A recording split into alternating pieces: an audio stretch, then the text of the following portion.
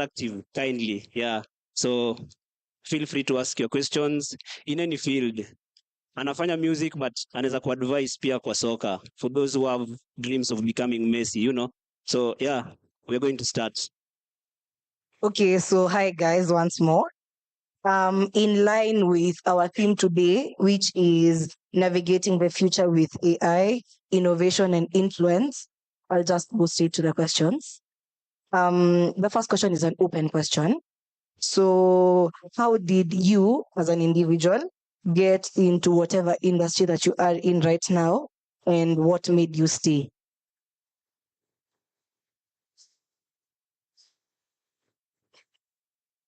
Hi everyone. Yes, I didn't say, but I was also here in 2024, 2022, right? Yes. Rogers was my classmate. He was the president for FISA. I was the president for BISA. I was also a member of Greenhorn, and I specialized in information systems. I think it's because now tying to the question why I went into the industry that I went into. I think it was pretty obvious for me that information systems was not a path that was treaded by so many people.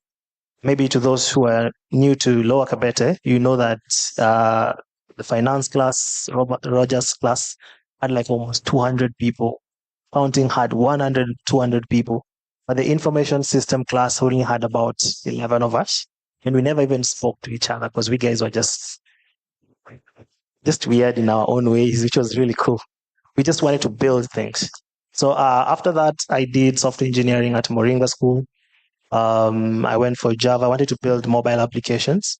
And then once I left that, there wasn't as many job opportunities as junior software engineers. Those who are starting out in tech, it's very hard to get jobs. But once you build a couple of products and you do a lot of you do a lot of upskilling and learning a lot of things, then opportunity starts opening up. Then I think I took an opportunity as a technical recruiter because I understood what the software engineering space looked like. And then I went into talent advisory. I went as a talent acquisition specialist, specifically within tech, until an opportunity presented itself now to step up and help us build products that help us people hire. So why I chose this space, to be honest, about tech is because I love money.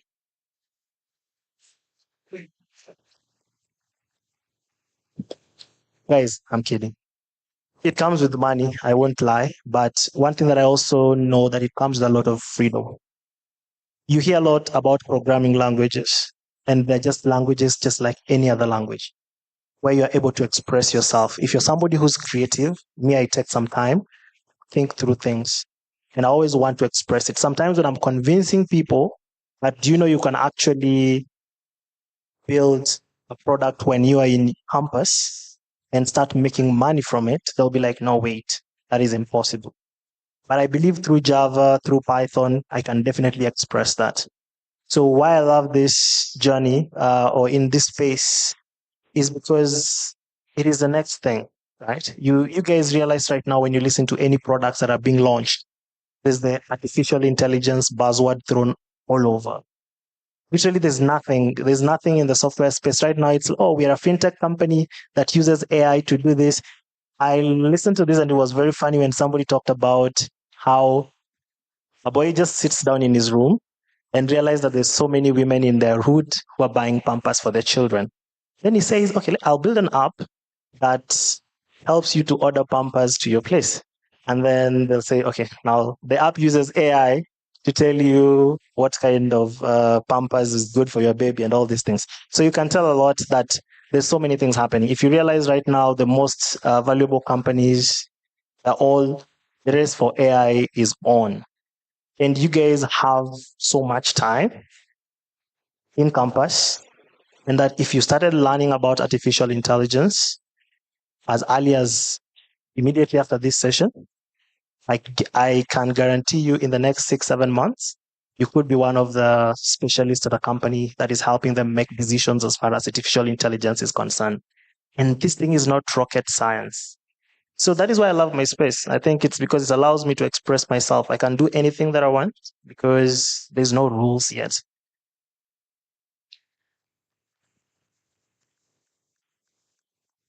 All right. As I'll just quickly reflect on my journey to where I am right now. So I was among the few privileged people who finished campus just when uh, in Kibaki's golden era. And back then, what you used to do is the first place you get a job is in a bank. And I started working for a bank. I hated it.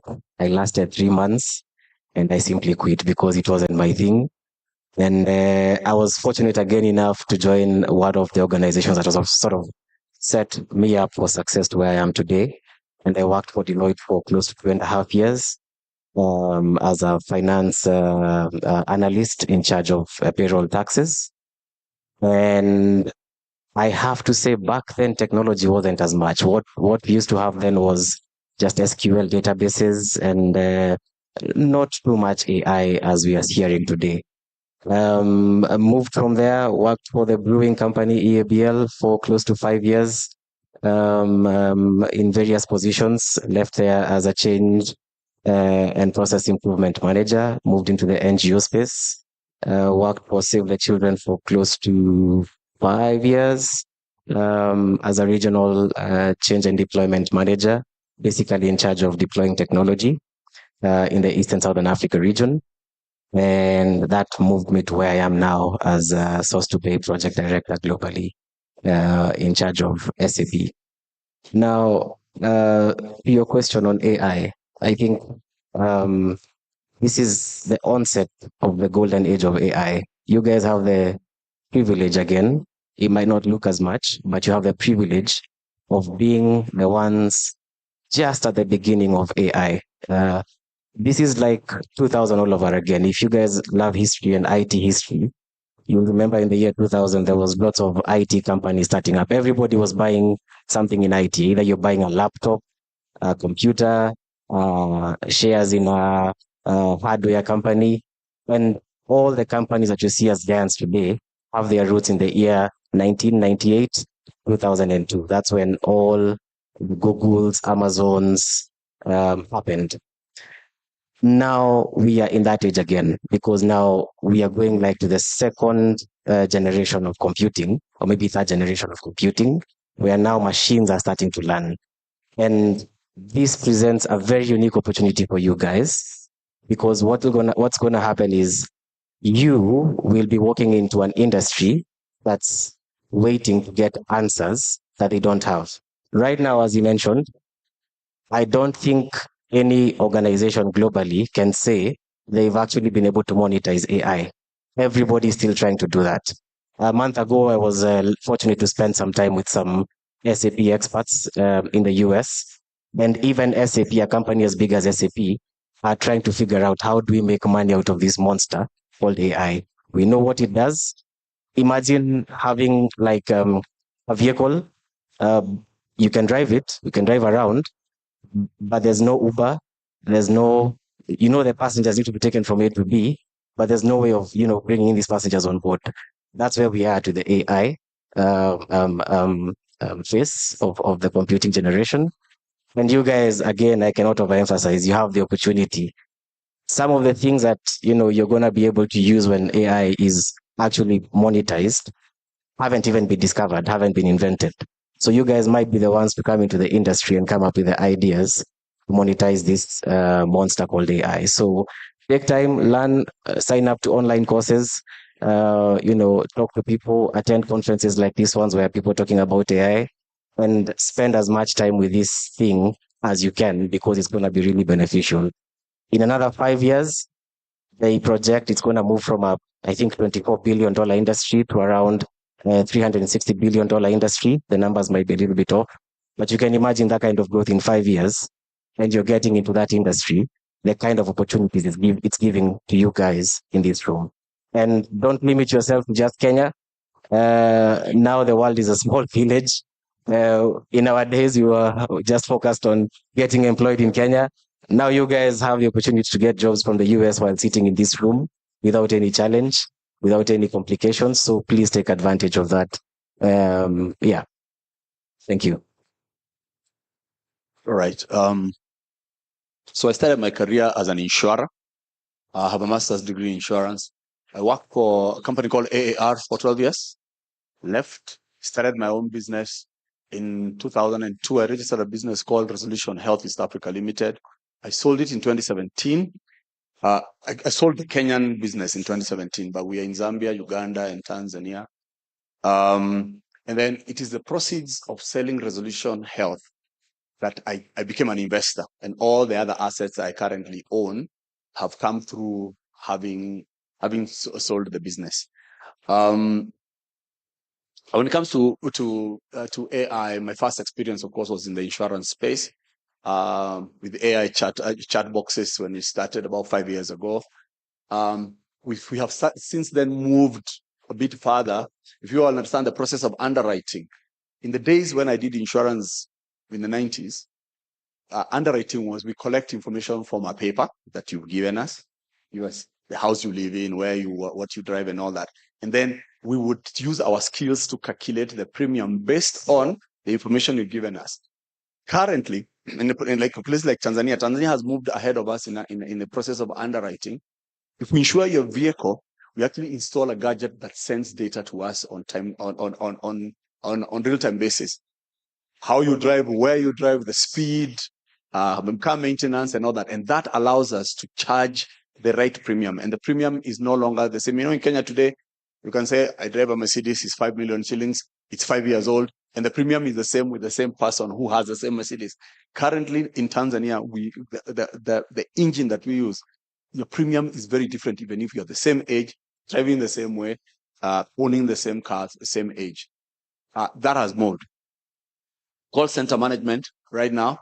In the old days, we used to have an army of people in the basement handling calls.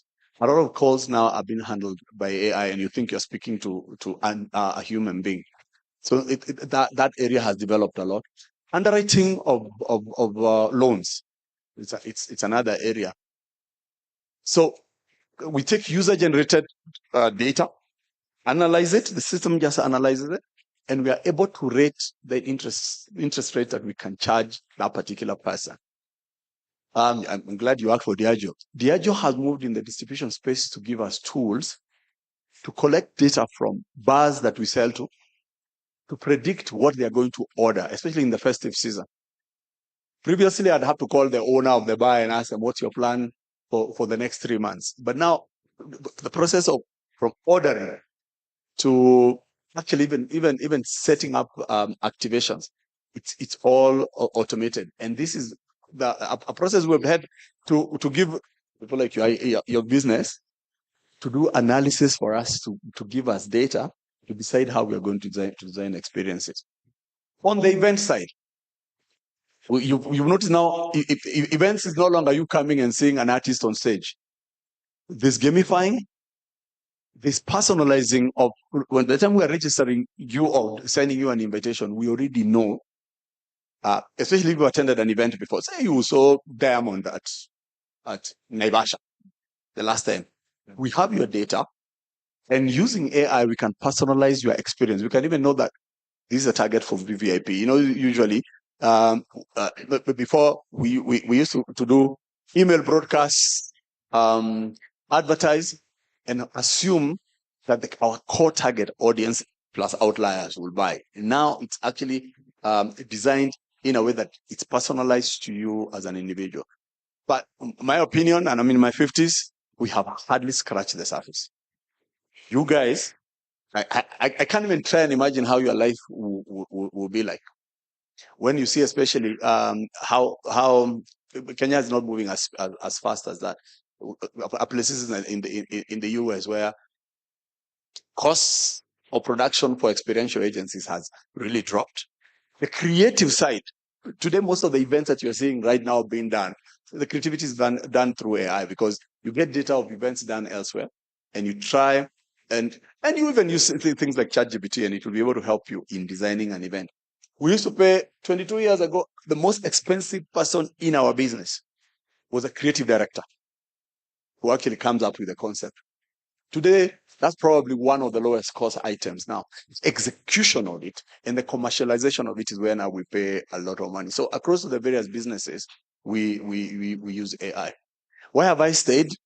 Because the question of why I've stayed in the industry. I'm no longer in the industry that I started with.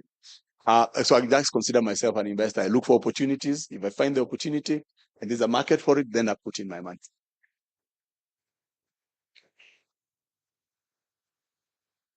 I think you guys have an opportunity to share your opportunity to the investor, right? Good stuff, Mr. Peter. So, yes, I'm in the industry. I just began the other day. Yeah, so I'm in the reporting space, so financial reporting and sustainability reporting, and I'll focus exactly to that. So my background, yes, has been, like I've mentioned before, moving from here, background in Bachelor of Commerce Finance option, and went ahead to do alternate courses. So you see the additional courses you do when you have time and because you're interested. So I went ahead to pursue qualifications relating to sustainability reporting, as well as a diploma in financial reporting. So specifically the IFRS.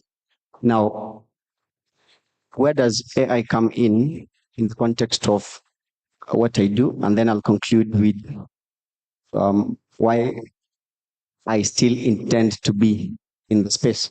So where does AI come in? So AI comes in when I look at the current trends, specifically in relation to sustainability reporting, there is a huge gap. We've looked at regulations come through, treaties come through, but then there's yet to be that massive adoption in terms of companies complying to sustainability reporting. Then again, when we have a look at the clients, what I do, we realize that entities have a problem formulating appropriate ESG strategy. Equally, even entities that attempt to do so have a challenge in measuring some of the metrics that need to be assessed over time. And this is a big space that AI can come in. And for certain entities, we see they've already started developing models and AI models, as well as programs that can be able to track and ensure that the entities continue to continuously monitor the various aspects. So, for example, if I pick one aspect of sustainability reporting, that is the GHG emissions. So, GHG emissions is the greenhouse gases emissions. Yeah, there's based on a treaty. So, there's a Kyoto Protocol agreement that was agreed among countries, and it requires that each and every country and each and every company should make attempts continuously reduce their emissions. Now, if a company employs this within their strategy, then they're required to be able to track over time whether they are meeting their objectives, because we are all gearing towards net zero. Yeah. Now, AI can come in the sense of helping companies to monitor the progress, to be able to test the projects. We have the various scopes, scope 1, 2, 3. And it has from the feedback from the clients and all, it's proving difficult to measure scope 3 emissions. So I'm probably thinking, if you are someone who is enthusiastic in ESG and sustainability reporting, then you could probably find a solution. So speak to help companies find models to track this, and that could be very resourceful, because it's a challenge. I see almost every week companies struggling on sustainability reporting. So yeah, I think that's where AI could come in. And next is on to why I still intend to be in the industry. So yes, I'm proud to be in this, considering it's a decision I recently made and it's still fresh to pursue fully sustainability reporting and financial reporting. Previously, I was in audit and all. So it's because I've seen the gap that is in the market. There's a short of professional and experts to assist companies in reporting. But the background of reporting is you having a working strategy. So we consult on the same as well. So I intend to stay in the industry because I believe through what I do, I'm able to make a meaningful difference to the world as well as to the entities. Considering sustainability focuses on the 3 Ps: the people, the profit, and the planet. So I believe in ensuring in assisting entities or companies to achieve these three without conflict with each other, then I'm able to make a meaningful difference to myself, to the world, and to people around me. Yeah.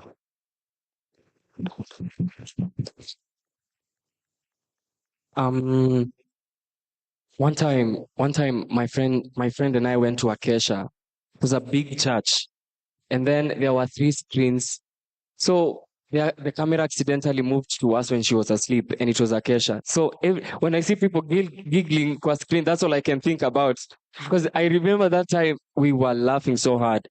So how I found myself ni juu nimeona wengine wakiniangalia nikicheka. I'm like, they probably think I'm a weirdo, but I saw someone giggling pale and I couldn't help it but giggle as well. So fun fact, I did a 5 years major.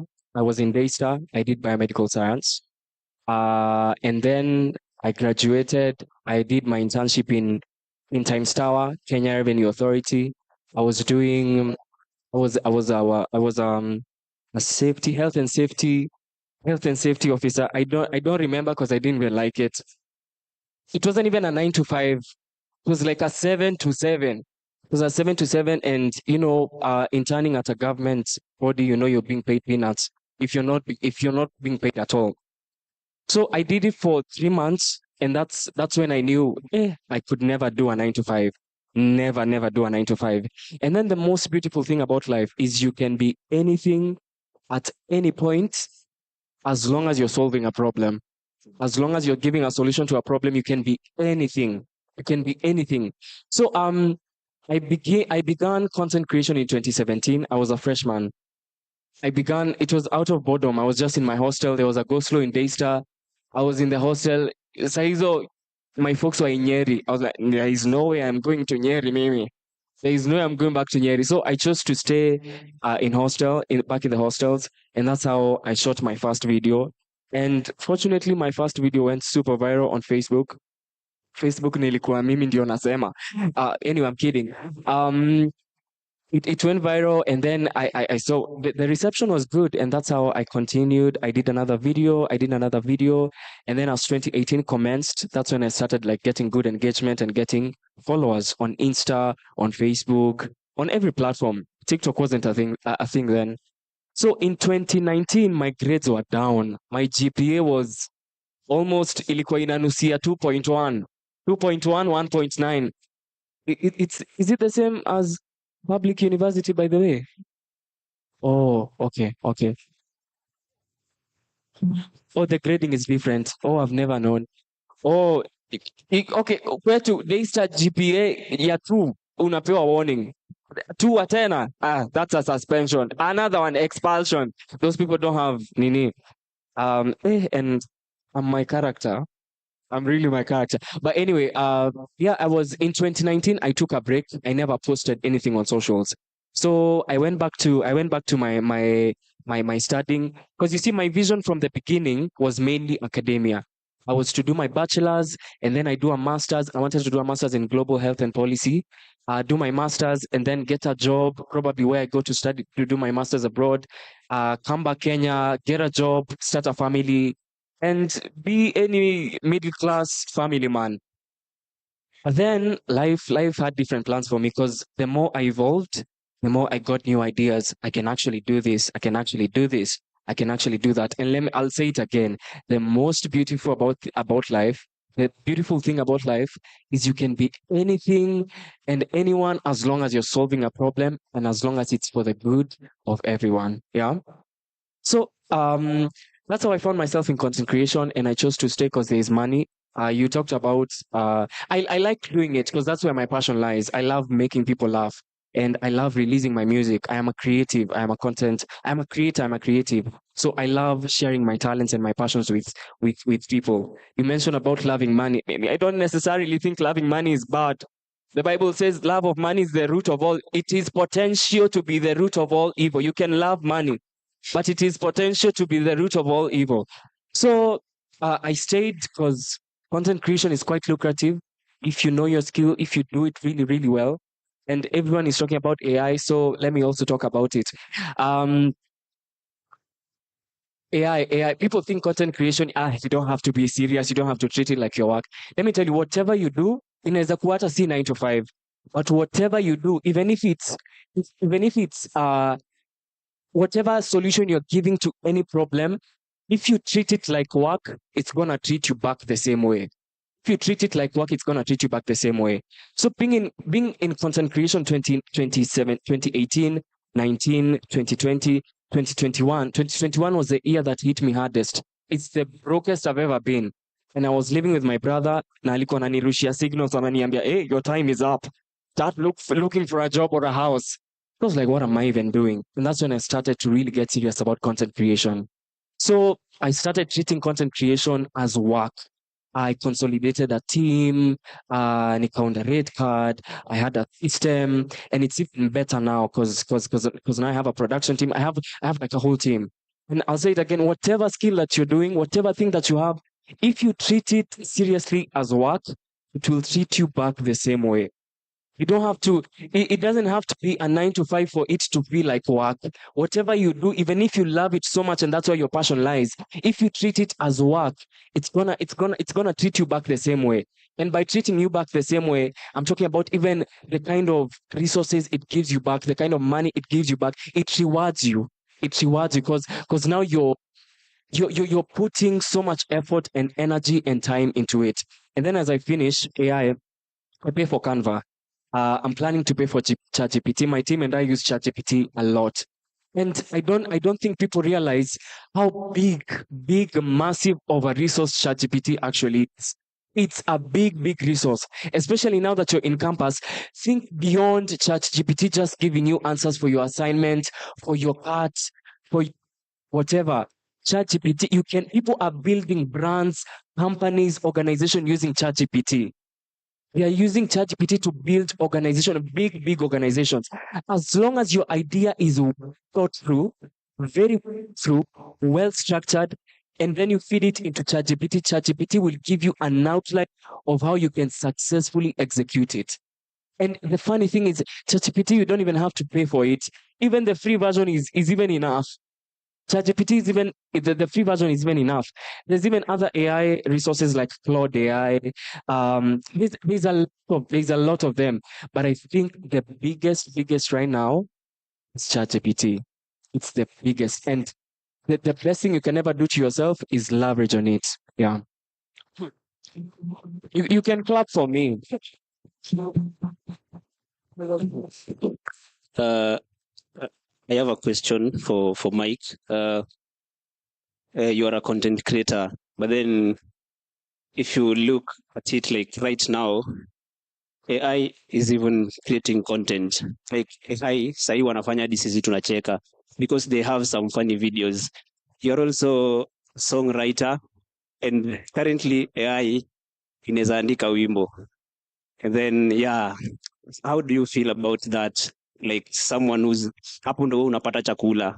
And it's what you do. How do you feel about that?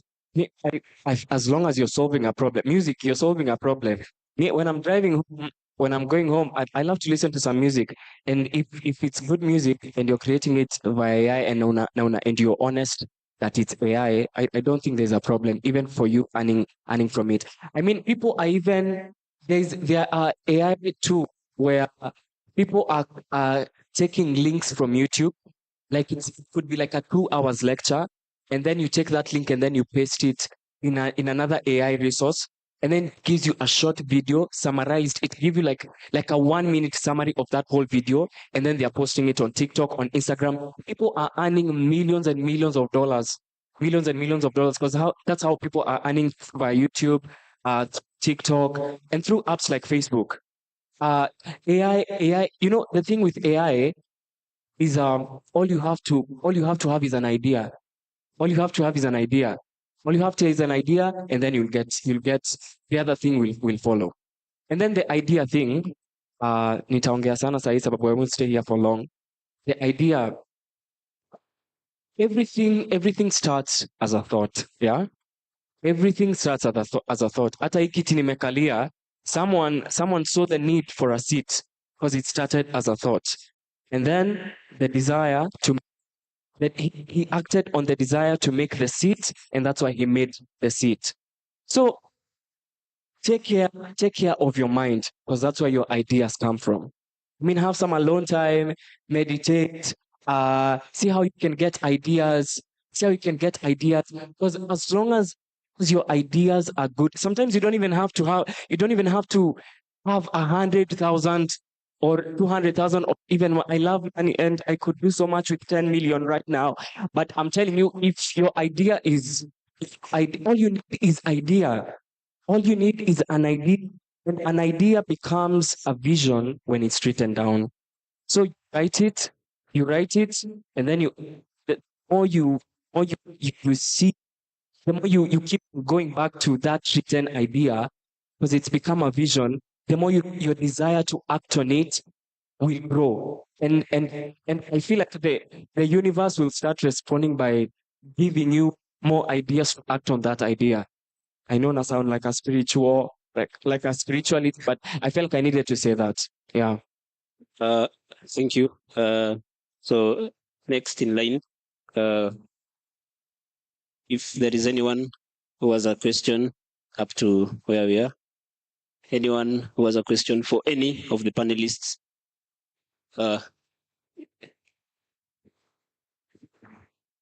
Shadrach.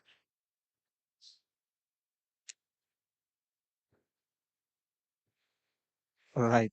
Thank you so much. My name is Shadrach Musioka. Thank you, the screen person. I'm seeing myself. My question goes to Peter. Now that you have said you have some background in insurance, I specialize in insurance, and sometimes we appear like outcasts around because people imagine that we are going to be salespeople around, walking around selling insurance policies around. So maybe what is it that you have to say about the insurance sector that maybe can motivate someone who has a negative perception about that line that has been maybe indoctrinated for some time? Thank you so much. I think Shadrach is just trying to ask, how can you advise someone who is starting out in the insurance field? Yes.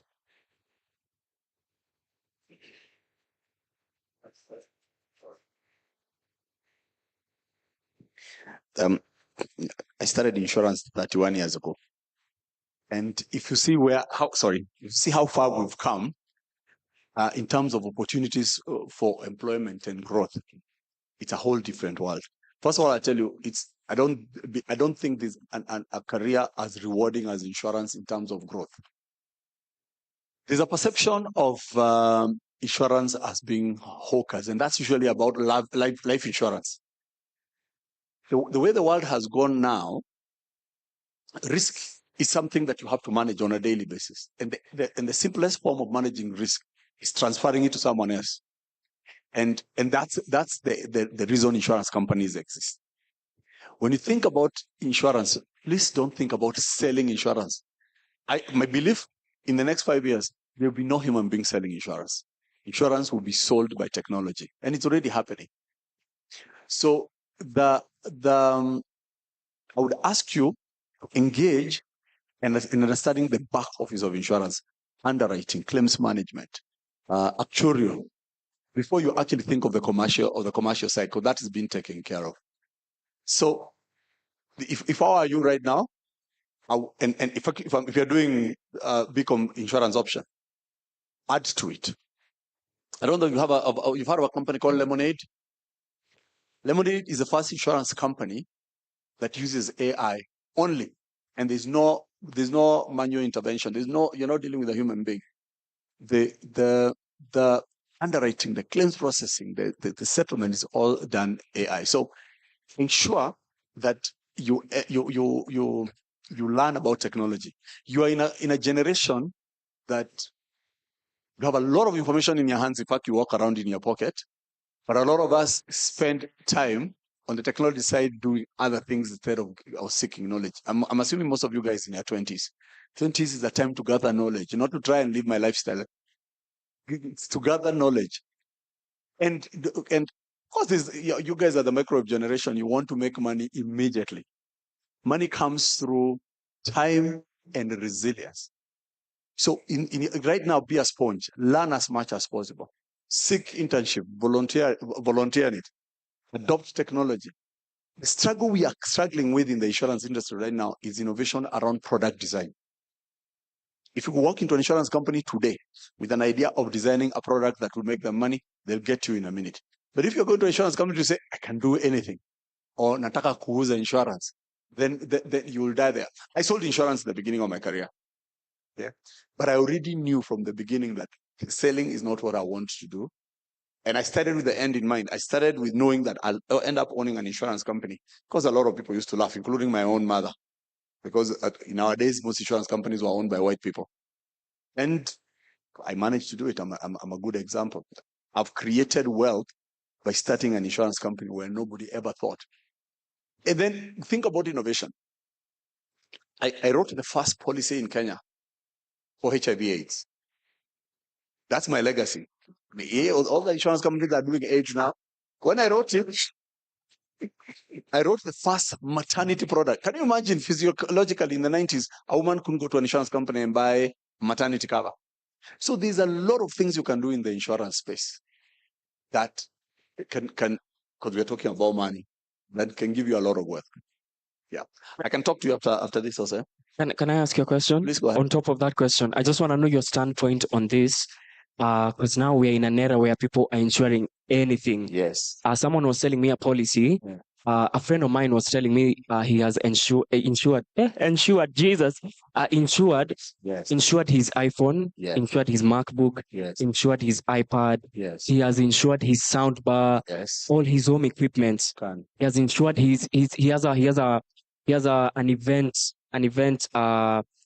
event business. Yes. So he has like this equipment. He has insured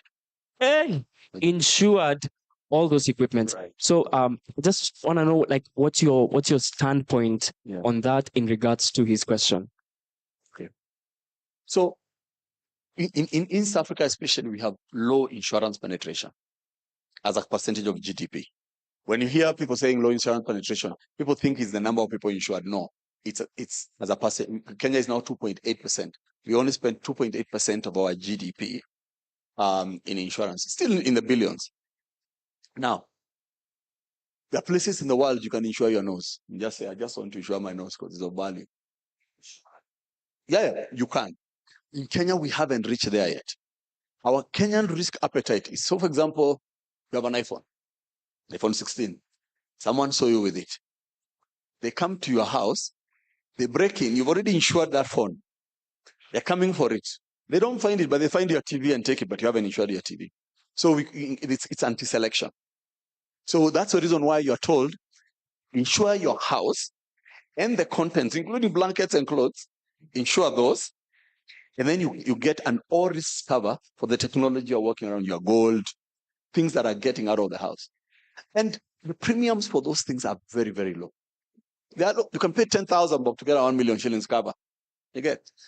Now, and everybody requires insurance because you don't have an agreement with your God that you'll get sick tomorrow. On November 17th, you'll get sick, and then Nairobi Hospital, you don't know. It could happen now. That's the reason why you take care of the unforeseen and unforeseeable.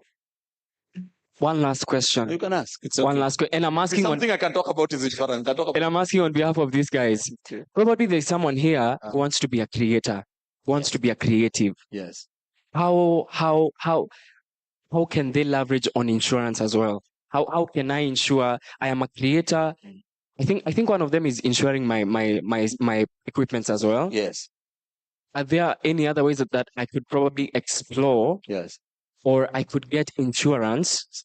Because you see, creators now are really taking their work seriously. Yes. People are consolidating teams. Mm-hmm. Unapata, I'll use an example. You can probably, I don't know Joy Candy, but you can probably Joy Candy is an established content creator. Mm-hmm. But in Miake, there's someone probably handling legal. There's someone handling media and production. There's someone handling strategy. And you have like an insurance guy. Yes. You definitely need to look at your risks. Now, let me go to the first question: how you can leverage on insurance.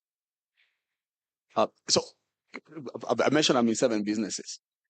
The key person in all those businesses is the CEO who reports to me. I insure them. There's something called key man insurance. If my CEO was to fall sick, also for argument's sake, they passed on, to replace them, and that particular talent will cost me money because I employed them because of their performance. So I buy key man insurance. I insure that individual if anything happened to them, including being poached by the competition, right? The insurance company would give me money to recruit someone like them. I could decide to me this person is valued at 50 million. I can go to ICELI and sit with them and they'll design a policy to insure that particular person.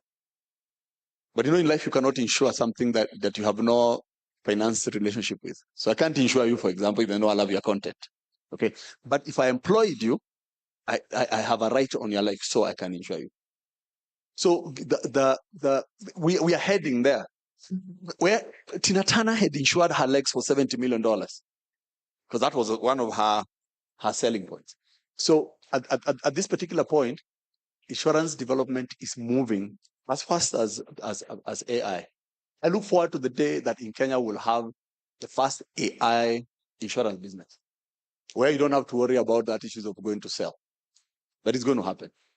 That's why I'm still holding on to the industry because of the growth. And now insurance companies are not making us losses. Before we used to be conned a lot. You're buying an insurance product knowing you'll con us. Things like AI are now predicting those sort of things. Okay, thank you so much. Since we are already in the industry specific questions, I'll just go asking individual people about the industries. So we'll start with Orao. Is it okay? Okay, so with businesses increasingly adopting data-driven decision making, what are some key technologies or tools you recommend for organizations looking to enhance their operation of efficiency? Nirudie. All right. What I'm looking at my audience and I'm wondering if answering that question is going to help you guys. The relevance. Yeah, I think fair, right?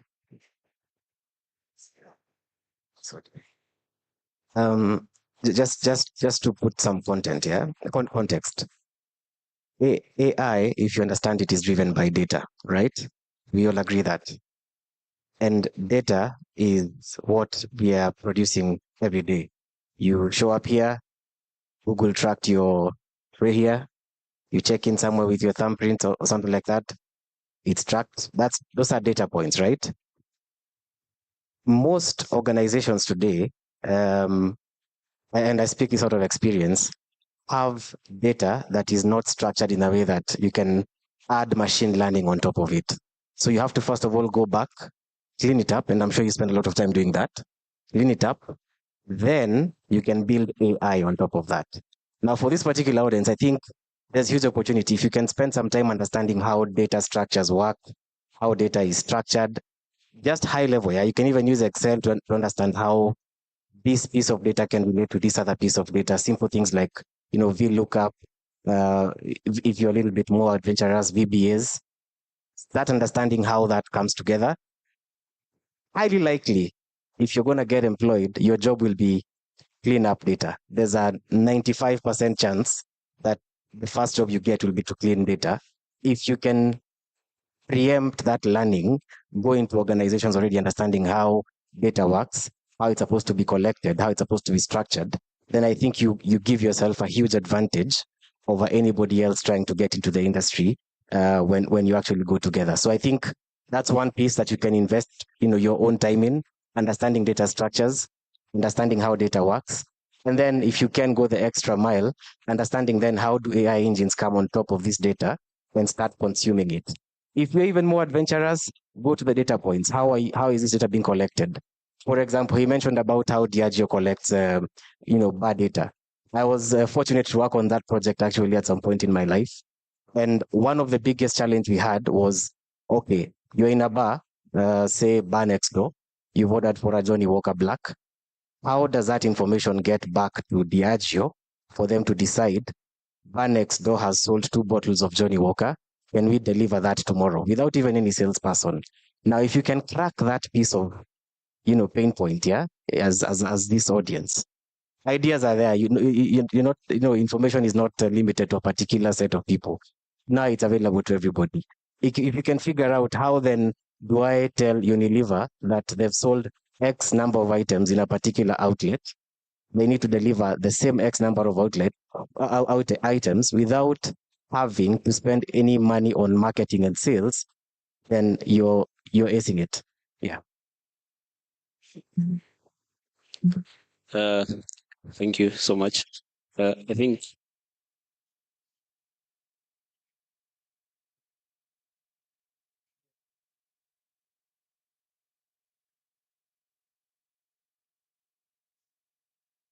we're here. Normally, we don't get like much of information about information systems because that's what you did. Then there is normally kuna information on it. But then if you look at, let's say, something like finance and accounting, they normally have people coming here and talking about finance, they're being told like some short courses, what they can do. I just want you to take some time and maybe, encourage those who are doing information systems. You can advise them on perhaps some of the things they can check out to better like their career in that field. Yeah, generally. Now that is relevant. All right. How many are taking information systems by a show of hands? Oh, 2 people, right? 2 people. Let me give you my story in 1 minute, 30 seconds. I came to Lower Kabete and I fell in love with computers. I was the guy who used to fix people's windows when they crash in my room in new block. New halls. New halls, right? People would come, I would fix it at 200 bob, at 300 bob. Now, I started when there were, when you want something, there's the red car syndrome. When you love red cars, you keep seeing a lot of red cars, right? I loved computers. All I could meet was ads on software engineering, ads on PHP, Python, and all these things. And I gained interest in that. Fast forward that year, I attended a robotics competition in Philippines because announcement was made who can do tech in our class. Nobody saw it, but I did, and I applied for it. That time, the assistant dean was like, "You know what? You're the only person who made an interest. You just come. Let's go." And I went to the Philippines, and I saw what is done outside there, and I loved it. I came back. Fast forward, I get employed with these companies, and I've traveled quite a lot, and I've seen what is happening outside there. Now, my case is different because for me, when I love something, I go hard at it. Somebody who's doing information systems, especially in Lower Kabete, one thing that you have to do is you have to put your ears on the ground. Because not so many people speak about it, but this is one of the most untapped majors in this institution. There, in information systems, there is money and there is also flexibility to do so many things that you want. Now, today, I'll tell you a little bit about what we have launched at Gebea, which is how to help people to get certified in artificial intelligence and how to go about it. And probably my colleague Elizabeth here would give you a couple of t-shirts which brought, for those who will stay till that time. But my advice to you is to keep your ears on the ground. If you guys are just keen enough, you'll realize there's so much. Safaricom the other day offered scholarships for people to partner with PLP. Do you guys know where PLP is? Power Land Institution. On your way to Westlands, before Ufike Westlands, just that police station, there's an institution there that teaches people software engineering from scratch until you become a professional. They were offering these courses for free. And they advertised it using influencers. They did it on their posts. I'm definitely sure nobody applied. That is a gone opportunity. Tomorrow, there's going to be an institution such as Moringa offering free scholarships, and no one is going to apply. when I liked what you talked about, Mr. Ndichu, you talked about this is the next revolution. When computers were being made, people used to talk, what people used to say? Oh, they used to say, oh, now that we have computers and calculators, mathematicians are going to lose their jobs. Shock on them. Mathematicians right now are using computers and using languages to build awesome products. The call and the conversation around artificial intelligence has started.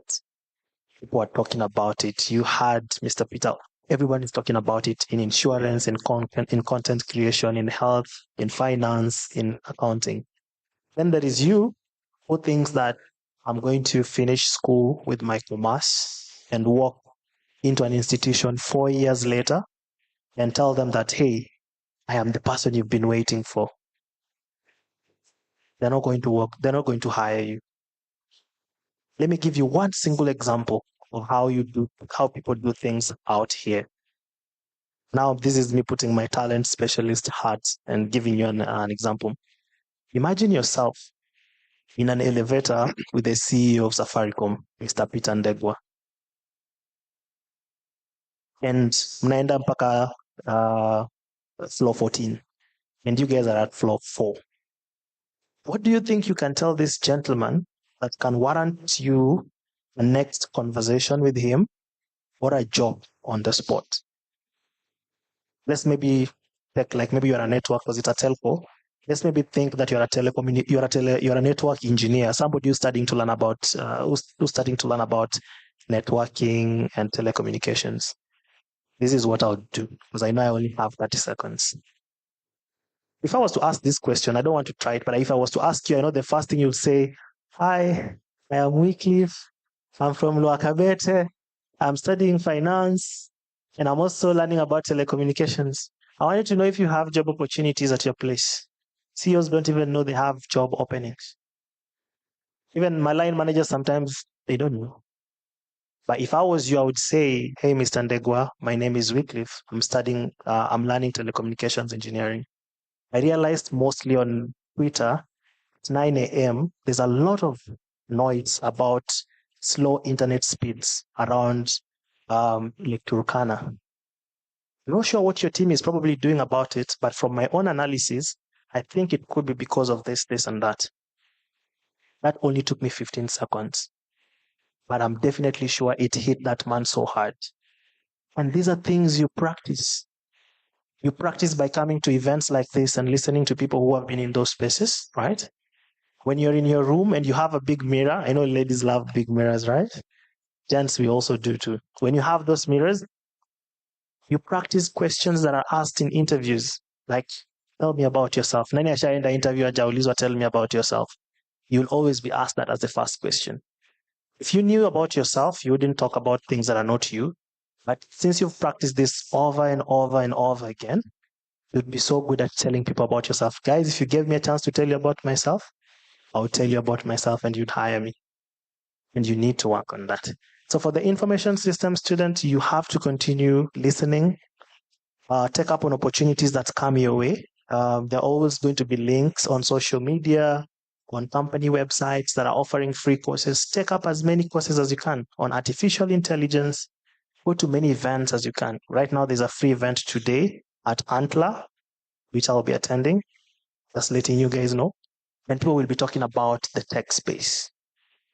Sign up. You guys have so much time. You guys have so much time. Once you get into the workspace and your employer demands your time, you'd really miss those days that you had 4 or 5 hours that you just pushed in, like a certificate on AI fundamentals and things like that. If there's anything you're going to forget from the discussion that I've told you, or anything that I've told you today, don't forget about the Mr. Ndegwa scenario and start working on your line. Okay? Perfect. Okay, thank you so much. I'll go to Rogers. He hasn't spoken in a while. You're an audit associate right now. No? Sorry. Yeah, tax advisory, sorry. So yeah, I'd like to ask a question. First of all, based on the auditing perspective. So what advice would you give to students who want to take part in audits? like who want to later on join an audit firm or a tax firm in general. And you can also tell us about the challenges that you faced in you being in an audit firm, or the challenges that you've faced, while transitioning now from being an audit associate to now tax advisory. Yeah, thank you.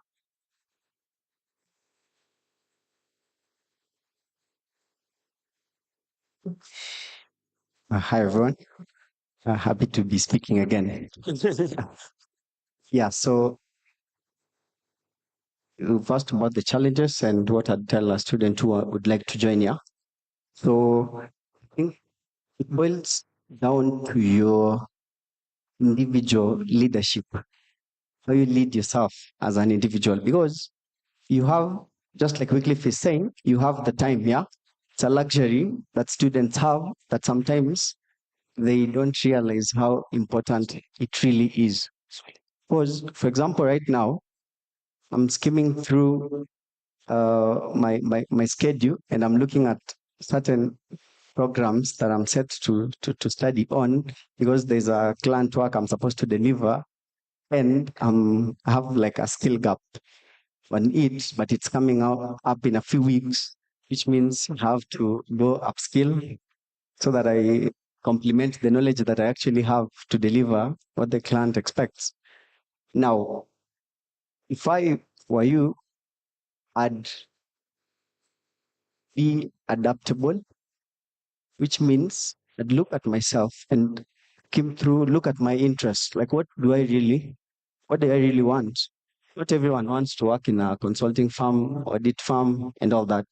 I know it's hyped in here, it's a fact. Everyone wants to join Big Four and all that because it's a top employer and all that as you exit, yeah. But it's not the only thing, yeah. So if you wanted to join, what should you do? Now, as a student, one, you need to show up your leadership skills. It's something that is dearly tested as you're joining the consulting firms. And how does it come about? It comes from your daily experiences. What do you do while you're here as a student? So when I was here, probably it's good to share that with you. I wasn't just studying BCom finance.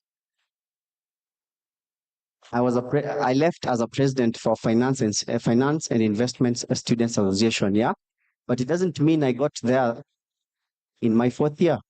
When I came in first year, I began as a class representative for the same organization. Went ahead to serve in roles in church. I was the health leader in church. I went ahead to serve as an ambassador for SEC on campus. Why was I doing these things? I used to come in events just like you're here today, get inspiration. The speakers would talk about some of the things they've done, and I'd mirror how can I apply this in my own journey so that by the time I'm exiting campus in my 4.2 and I'm too worried about where I'm going to go, whether I'm going to go back home or stay in Nairobi, then I have something. And luckily for me, when I was sitting my final exam in fourth year, I had an offer letter for a job. But when I was in campus, I never did any internship. So sometimes also, people may hype internships and all, but there's power to volunteering. You see, the other side of internship is volunteering. If I can't get a chance to get internship because it's competitive and people apply and all, how can I volunteer? What else can I do, even if it's not paying? And volunteering doesn't mean to a company only. You can volunteer on campus, right? Yeah, all the roles I did while I was on campus, that's volunteer work. Because otherwise I would have stayed in my room, mind my own business, right? But then I was concerned sorting people's problems and all. And sometimes I mention only the good things that I did on campus, for example, just like I've mentioned. But then again, there are other things that I did that I didn't want to do. For example, I sold in a tuck shop in Newhalls. True? Yeah. Apart from that, I sold juice to the blocks, the hostels, and all that. They used to blend juice and sell to students. So through that, I was able to also improve my business acumen, right? But then when I get to interviews, for example, I have a chance to prove that I'm capable of something, the skills that I've learned along the way, right? So volunteering is also a big deal. It can save you if you don't have a chance to get internships. And I'm in finance and accounting space, which means certain qualifications like CPA are important, right? What do you do to ensure that you get them? Sometimes as a student, not always that you have the capacity to pay for them, right? Myself, I couldn't pay for CPA or ACCA qualification. But then what can you do differently so that you can be able to bridge that gap? You know, probably you're struggling to eat on campus, right? Accommodation is an issue. Now, you're a student, you're worried, unainama, yeah? What can you do differently? Because there's no way you're going to pay for CPA and you don't have lunch, right? So what can you do differently? Here's what I did. I volunteered to be ACC ambassador. Now, through volunteering as an ambassador, they register me for free. When scholarships come in, I'm the priority because I'm assisting them for free. Yeah. So volunteering is a great deal, even when you're not able to get other things that you think will make you qualify. And through all this, you can learn the journey on resilience, right? Because we all face challenges and all, but you have to walk through it so that you eventually succeed. So if you want to join a consulting firm, just work on yourself, lead yourself in the right direction. For it, an example of that is, for example, time management. I was talking to the Green On team, and I was here by 8 because the poster says the event is 8 to 4. By 8, I was here, and no students were here. I went around, took a tour in the compound. I realized most were still sleeping and all. They were just in the hostels, but there is an event that it has been communicated to them. So you have to take your personal initiative to improve yourself. Yeah, no one is coming to remind you to do it. If I woke up today morning, took a morning run for 3 kilometers, went back to take a shower, it's because I woke up. Yeah. So it doesn't matter whether it's consulting firm, audit firm, and all that. That's a hype, yeah. But you can succeed anywhere. You can build your own business. I tried while I was here. In second year, we built 3 businesses. One was in courier services. The other one, we were providing bookkeeping services. Yeah. And the other one is the drinks one I was talking about. And we were thinking, how can we scale this and all? But then tragedy happened. The person I was partnering with was a senior student, and they got a job and they bailed out. Which means if I didn't get a job, I could have probably been continuing with such, because a man goes to has to show up, right, to work something out. So it's not really that you have to be in the consulting space, but if you want to get there, it starts from you. Then as you prove your worth, you'll have the chance to convince the interviewing team that you can do it, right? Right now, building up to the following questions, how I got to where I am, and then the challenge as I conclude is when I got to PwC, it's a global audit firm, it's popularly known and all. I got into the audit team. I served within the team for some time, a year and 10 months. But then something that I used to do, I have a vibrant LinkedIn profile, Roger Sademba. Yeah? Over that platform, anyone who has seen me in their feeds would tell you, I normally brand myself. Like I decide how I want people to know me through that platform. So I'm maintaining a professional profile that shows what I do and also some of my achievements along the way. And this proved fruitful because a senior manager in the business unit that I'm currently in sent me a direct chat, like a DM saying, hey, I've seen what you're doing here and here, and I've seen some of your posts on this and this and this. Would you be interested to join us? Because we think you would be useful to our team. So I went ahead, had meetings with them, 3 meetings prior to the internal advert, which tells you if someone really wants you, they communicate to you. You don't really have to be out pushing to get into a space. If you provide value and if you can prove that you can provide value, then opportunities will be limitless, right? So yeah, I went ahead at the discussions and they pitched their business unit to me. I love when I say that because now they went ahead to tell me what they do and why I should join them, and then asked me to take some time to consider. And all they said was, we'll send in an advert soon. We hope to see your name in the list of those who apply. So after considering it, I thought it's an awesome space to work in. And yeah, I shifted from audit because now I wasn't growing to like it. So yeah, and the challenge. So what challenges are there? I think at the moment things are pretty good on my end. I'd say I didn't carry my laptop here today. I used to carry that. We were talking with Ben and over there and Sandra, and you were like, no, Sandra is envying us because we didn't carry our laptops. It's because right now I don't need to carry my laptop because I think I'm doing well. Previously, I was not. The challenges were massive. There's a lot of pressure in audit.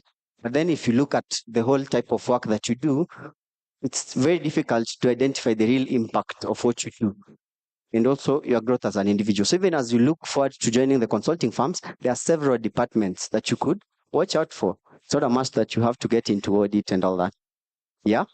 So take it up, but build on yourself, make yourself better, and all these rewards will come in through.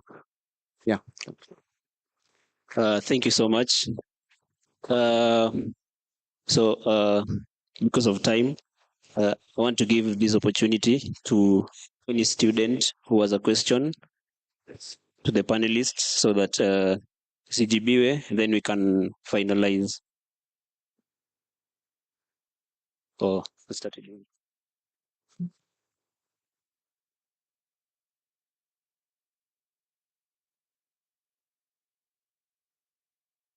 So I want to ask 3 questions and I hope they'll be tackled, but I know there is a constraint on time, but I'll just post them, then with reference to time, we'll answer what we can answer. So my first question goes to Mr. Wycliffe. Can you say something about freelance? Then the second question is, I think either you or Mr. Leonard can tackle, that is, what do you think about the tech wars between China and the US? Where do you think it leads? The third question is to Mr. Pitandwati, I think. Yeah. What was your inspiration to diversify? Is it to increase your presence in the industry or as a measure of working against competition? Is it a competition issue or is it you are expanding your empire? Those are my questions. Hi, my name is Bernard Mule, and I have a question for this visa guy. Yeah, nowadays the HR guys don't go through the CVs. It is a machine that goes through the CVs and they sieve them through. So my question is, how are these machines created, and how can you understand them and win over them as a person looking for a job? How can you write your CV to win the machine? Yeah. I think we have 2 questions for Wycliffe, one for Leonard and one for Pascal. And then let's just hear from him, and then we can finalize. Thank you very much, Veron, for giving me this chance to speak. My name is Timothy Ogaro, and I have only one question to Mr. Ndwati. So the question is, how long did it take for the insurance company to make profit in the insurance product life cycle? And will you consider it as your most profitable business or among the most profitable businesses in your portfolio?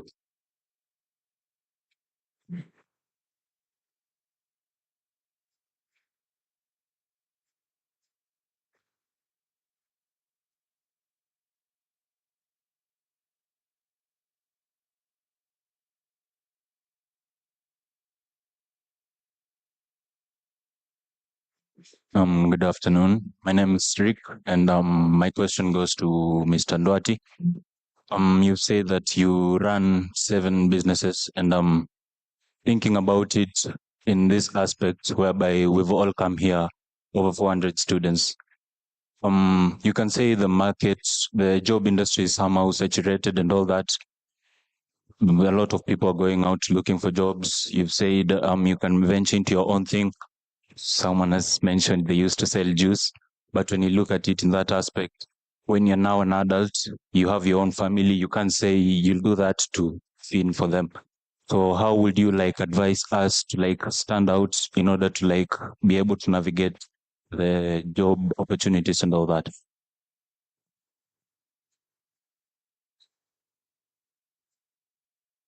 I hope our panelists are noting down the questions. Kila mtu na yake.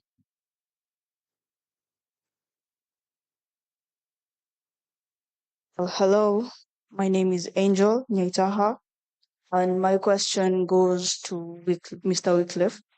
I am a junior UI UX designer by profession. So, what word would you give to such person? Oh, my name is Angel. I am a junior UI UX designer by profession. I was asking what word of encouragement would you give to a person joining the industry?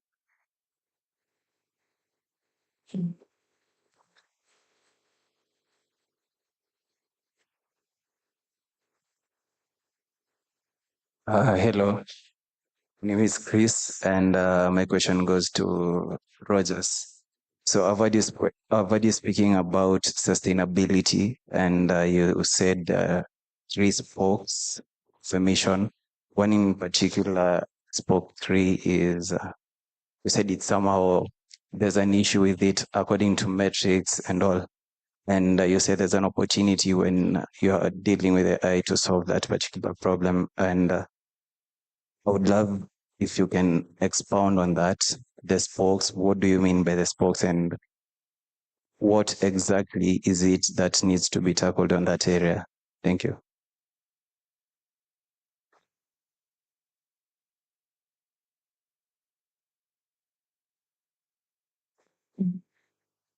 Good morning. My name is Gladys. I'm not a student, but I'm an alumni from 2010. We came for the afternoon session, so it's beneficial for us to see what the morning brought. My question is to you, Peter Ndwati, around mental health. You run a lot of businesses, and there's only 24 hours in a day. So how do you ensure that you're also whole, even as you build value for people and you make the money?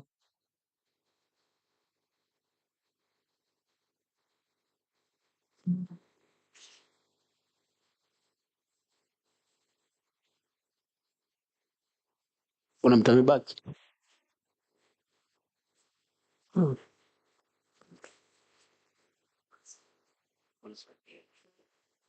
Okay, my question is to all of you.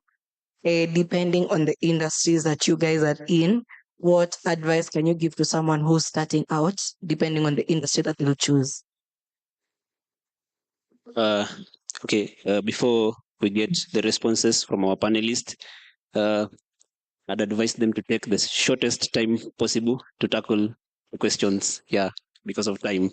So I think Wycliffe will go first, then Leonard, then Peter, in that order. Thank you. All right, thank you. Thank you so much for the questions. So I'll start with the first question, which is what is my advice on freelance? I think you should go for it. For those who are trying something new, just go for it. Okay. You learn a lot. It's the only place where I think you can, get away with a few things. So if you're starting out, please go for it. And you can do it in so many things: data entry, online writing, marketing, digital marketing, software engineering, UI, UX, somebody there. So just go for it. I don't know what the specific question was, but I think if it's asking if you should do it, I think you should do it. There's so much time. You can always do that. The next one on ATS, I could literally give you a master class on resumes. But just to shock you, maybe some of you know this, but you know that CV that you spend like 2 weeks trying to write? A hiring manager who's experienced like myself would probably make a decision on it within 4 to 5 seconds.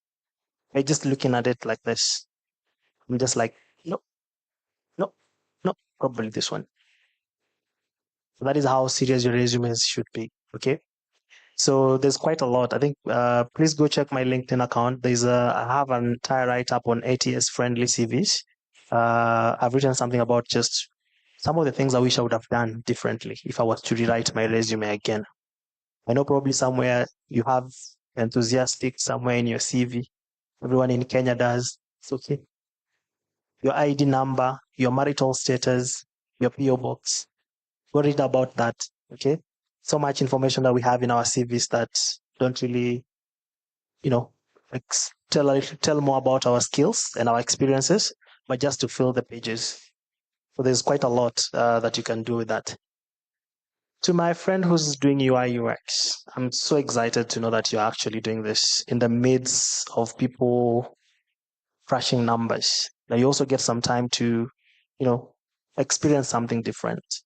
I did that, and it was one of the best decisions I've ever made. I love UON because I learned a lot. I've been mentored from first year to fourth year, and I'm so happy that I have a degree from this university. But sadly, I've never presented it in my previous 4 workplaces. People have always hired me for what I'm able to do. UI UX speaks for itself. People hire you based on what they've seen you do. You cannot cheat your way through UI UX. They see the front end designs, they see how you balance the fonts, how you play around with the colors, how you do your padding and spacing, how you do your margins, how you handle your white spaces. Very important. So keep at it. Follow some of the most influential UI UX designers. Learn from their portfolio. Try to build things that are replica to what they have done.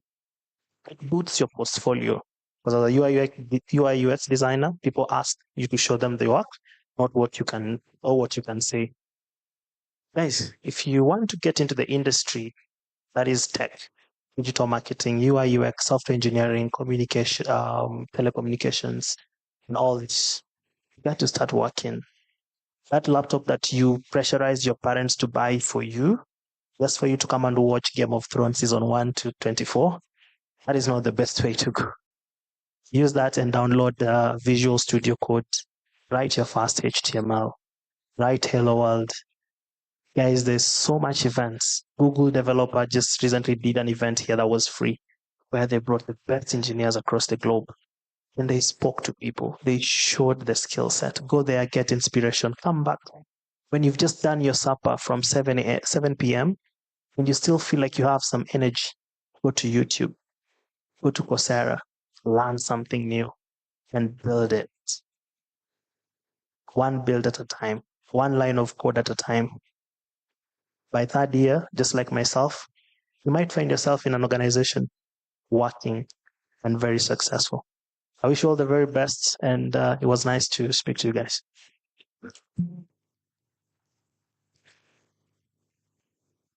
All right, I have 2 questions which I'll just try to tackle. One is a very political one, so I'll try to be as political as possible. So the question was, the tech was between China and USA. Who do I think will ace it? The election in the US was just 2 weeks ago, and we all know what happened. And right now the world is in a little bit of a very transitory phase, because we are moving from less collaboration, potentially more collaboration. Now, historically, the US has always tried to stop China from progressing with their technology, right? Then again, historically, China has always been able to muscle their way around it and come up with, workarounds. For example, the chips. They had the embargo getting chips from North Taiwan, and that they were able to develop their own chips. 5G as well, another example. So I think the question is more, do we see collaboration in the next coming years than competition between the two? And I think China has done pretty well in terms of technology. They've been able to make some significant milestones that probably the US has sort of lagged behind a little bit. But then again, the big question will be about collaboration. How much collaboration will there be between the two countries? If they choose to collaborate, then it's going to be massive growth. Just the same way we saw Russia and the US collaborate on the space projects in the 70s and 80s. So I think the question is more of, as an individual, are you tracking to see where things are going and being ahead of the curve, or are you just waiting for the news to break and then you're like, oh shit, okay, I should have done this and that. So just keep yourself abreast. I right now it's very dicey to go either way. We don't know what's going to happen in the next 5-6 months. It could easily go either way. The other question was on industry advice for people trying to get into the industry. I work in a very interesting industry. It's the aid industry. So what we basically do, you deliver aid all over the world. And it's traditionally, we've been seen as less tech advanced. All the organizations I've worked with, the aid industry, have been in a transitory phase in terms of technology. They've all been trying to catch up with the, corporate and probably sometimes even the government in some countries. In my specific industry, I think there's huge opportunities because, whenever you have new technology being deployed in organizations, there's a lot of opportunity in terms of coding, in terms of building a middleware and all those kinds of things. And also the biggest one is just making sure that our data is sitting right to be able to be consumed by, downstream systems and all that. So I believe if you want to join the aid industry, it's the right time. Again, a lot of changes. We are leapfrogging some of the things that corporate did. So, for example, before corporate used to have a huge server room where you had all your ERPs being stored in there. We've leapfrogged that. Now we're using software as a service as opposed to setting up all those server rooms. And that basically just tells you that, even in this industry that's been lagging quite behind, there's a lot of progress in just trying to catch up with everybody else. And more importantly, the leapfrogging is bringing in lessons that even corporate is starting to come to us and asking, okay, how are you able to transition from a paper-based kind of procurement to completely using a digitized form of procurement where there's even some bit of AI generating some of the information for your buyers in the organization. So it's an interesting space to join. If you want to learn more about it, please feel free to catch up with me after this. And once again, wishing you guys all the very best. Thank you.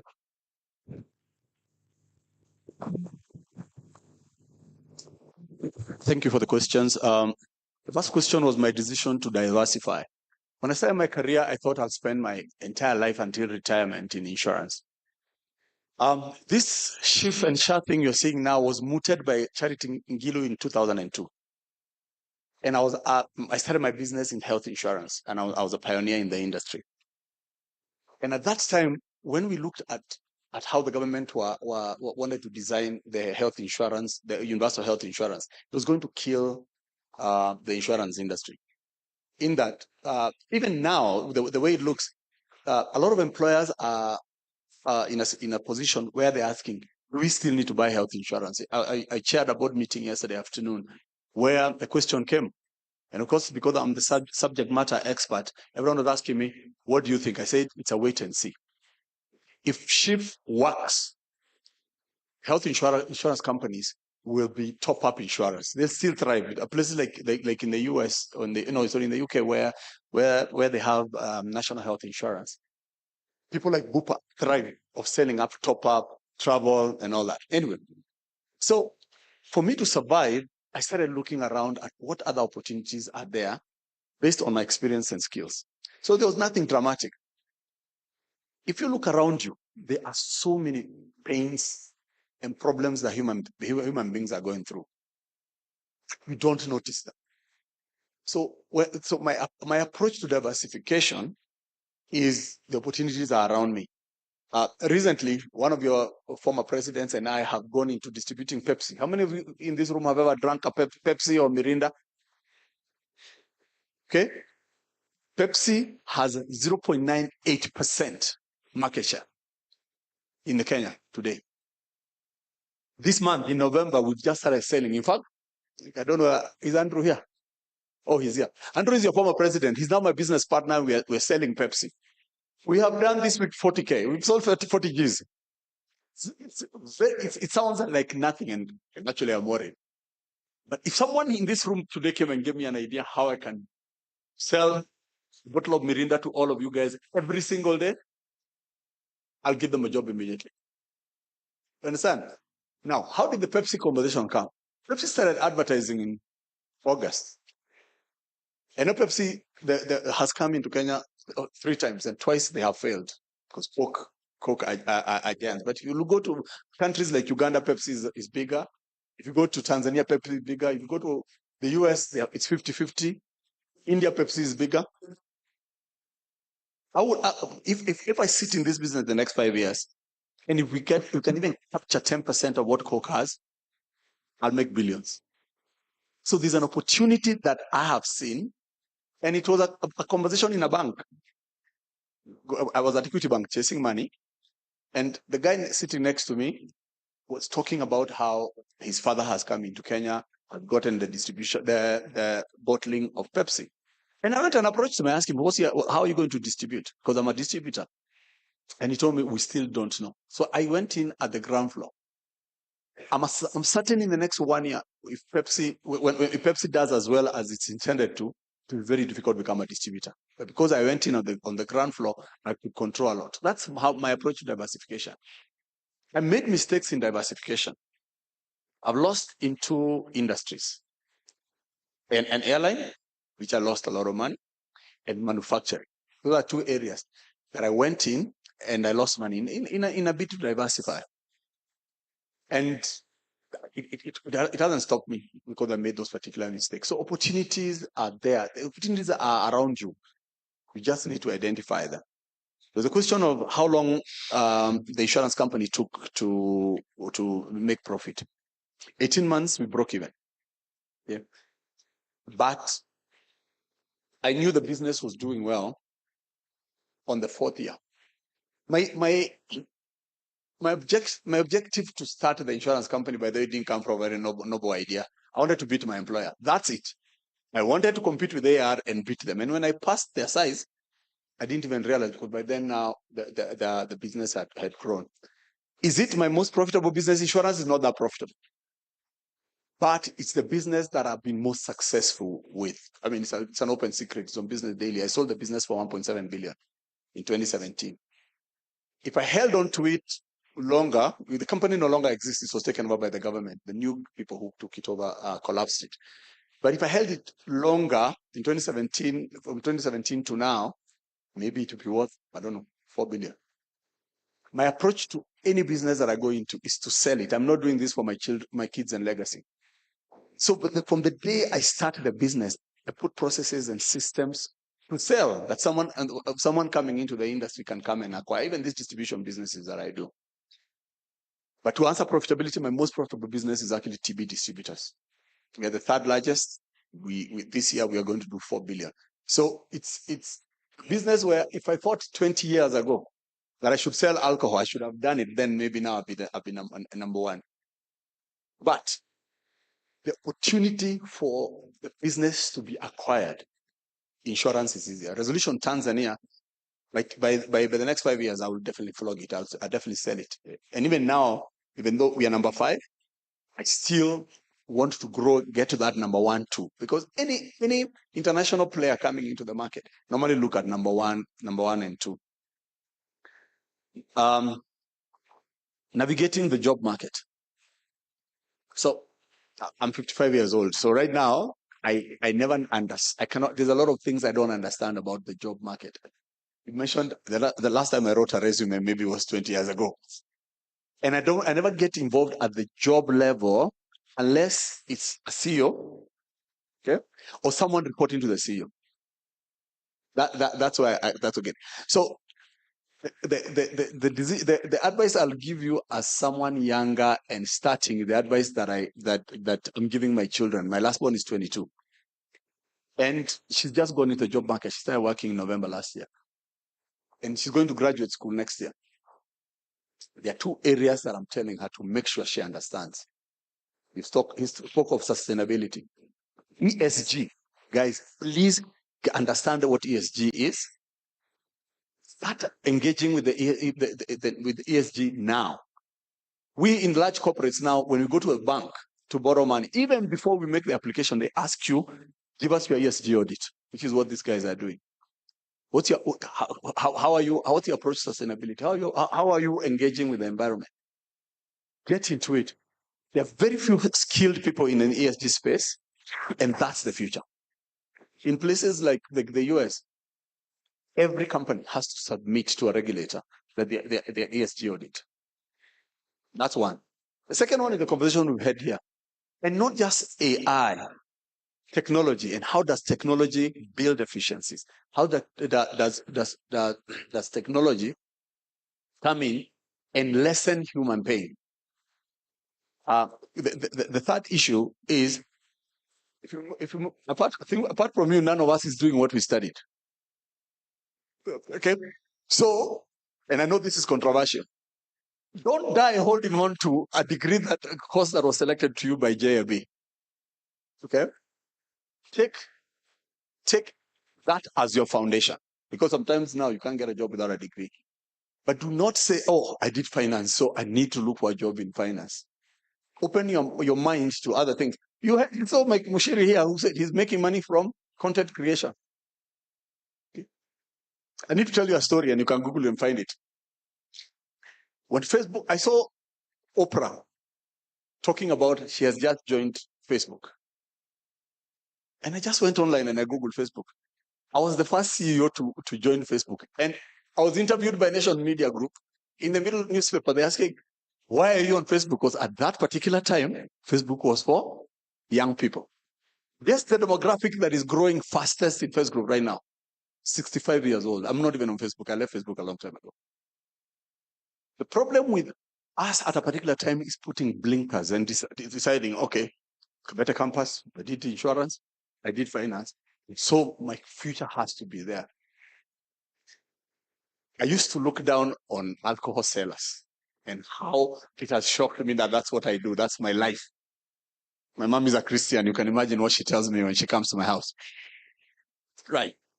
Now, mental health, excellent point. I started seeing a therapist a month ago. And my trigger for seeing a therapist was my 55th birthday, which was in September.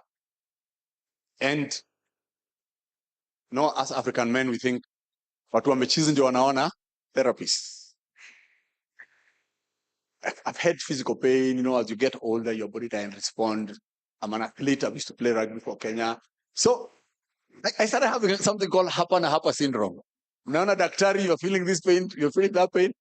The doctor told me, consider therapy. To me, I'm thinking, oh God, I'm not crazy. Am I crazy? Am I depressed? Do I have anxiety? But until I started engaging with, I'm a runner. I realized one of the areas that I've ignored a lot is my mental health. My trigger for what I'm going through right now is determining my future. I started well. I did well. I want to finish well.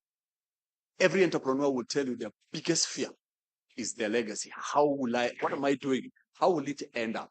My mom is 85 years old and she's still working. So going with her, I have another 30 years. What does my future look like? The second thing for me was emptiness syndrome, something you guys will never experience or you'll experience the next 20 years.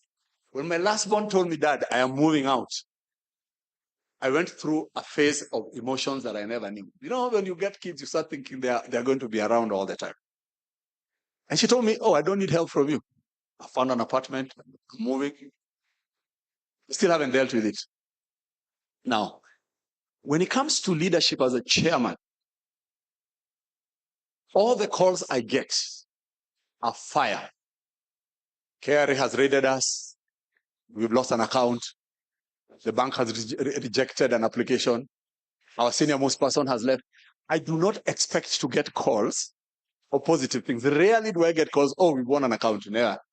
I always get calls is, Chairman, we have this problem. What do we do? And remember, there's nobody above me since I'm the chairman. So I really struggle with coping with bad news. And I've done this for many years.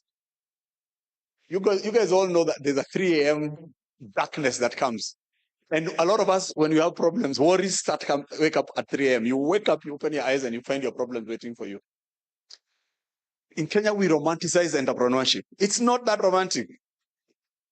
You need to be able to make decisions on the fly without data. Okay? Because when my CEO calls me, they're calling me, they expect me to come up with a solution. So my job is to sort out a problem. So the one thing that I made a decision to do is to have work-life balance. It sounds like a cliche. So I'm not interested in being a CEO. I'm not interested in running a business anymore in my future. So every business I am in, the person running it is a shareholder. I give them shares, which is called sweat capital. Let them worry about the company. Why should I wake up at night to worry about it? Because after all, when they struggle with problems, they're going to kick it upstairs. So my approach to how I engage with my business partners is let them shoulder that. After all, they're all younger than me. And please, if you're struggling with any problem, talk to somebody. Because especially men, if you look at suicide rates in this country, it's usually men, majority of us. Chicks have found a way to discuss their problems, but a lot of us are dying here with problems without talking about them. So that's what I've done. Cannot believe it's taken 55 years for me to see a therapist. Finally, this is my hardest advice to someone starting out. Okay. Think with the end in mind. If you start a business in your garage or in your servant's quarter, try and think where you want that business to go to. When you get a job, if you came in today and worked for me, there's a question we always ask, and he can tell you, where do you see yourself? And we give you a period, 5 years. We usually we say 2 to 5 years. We're trying to track your strategic thinking. Okay, say most of you are maybe 22, 23.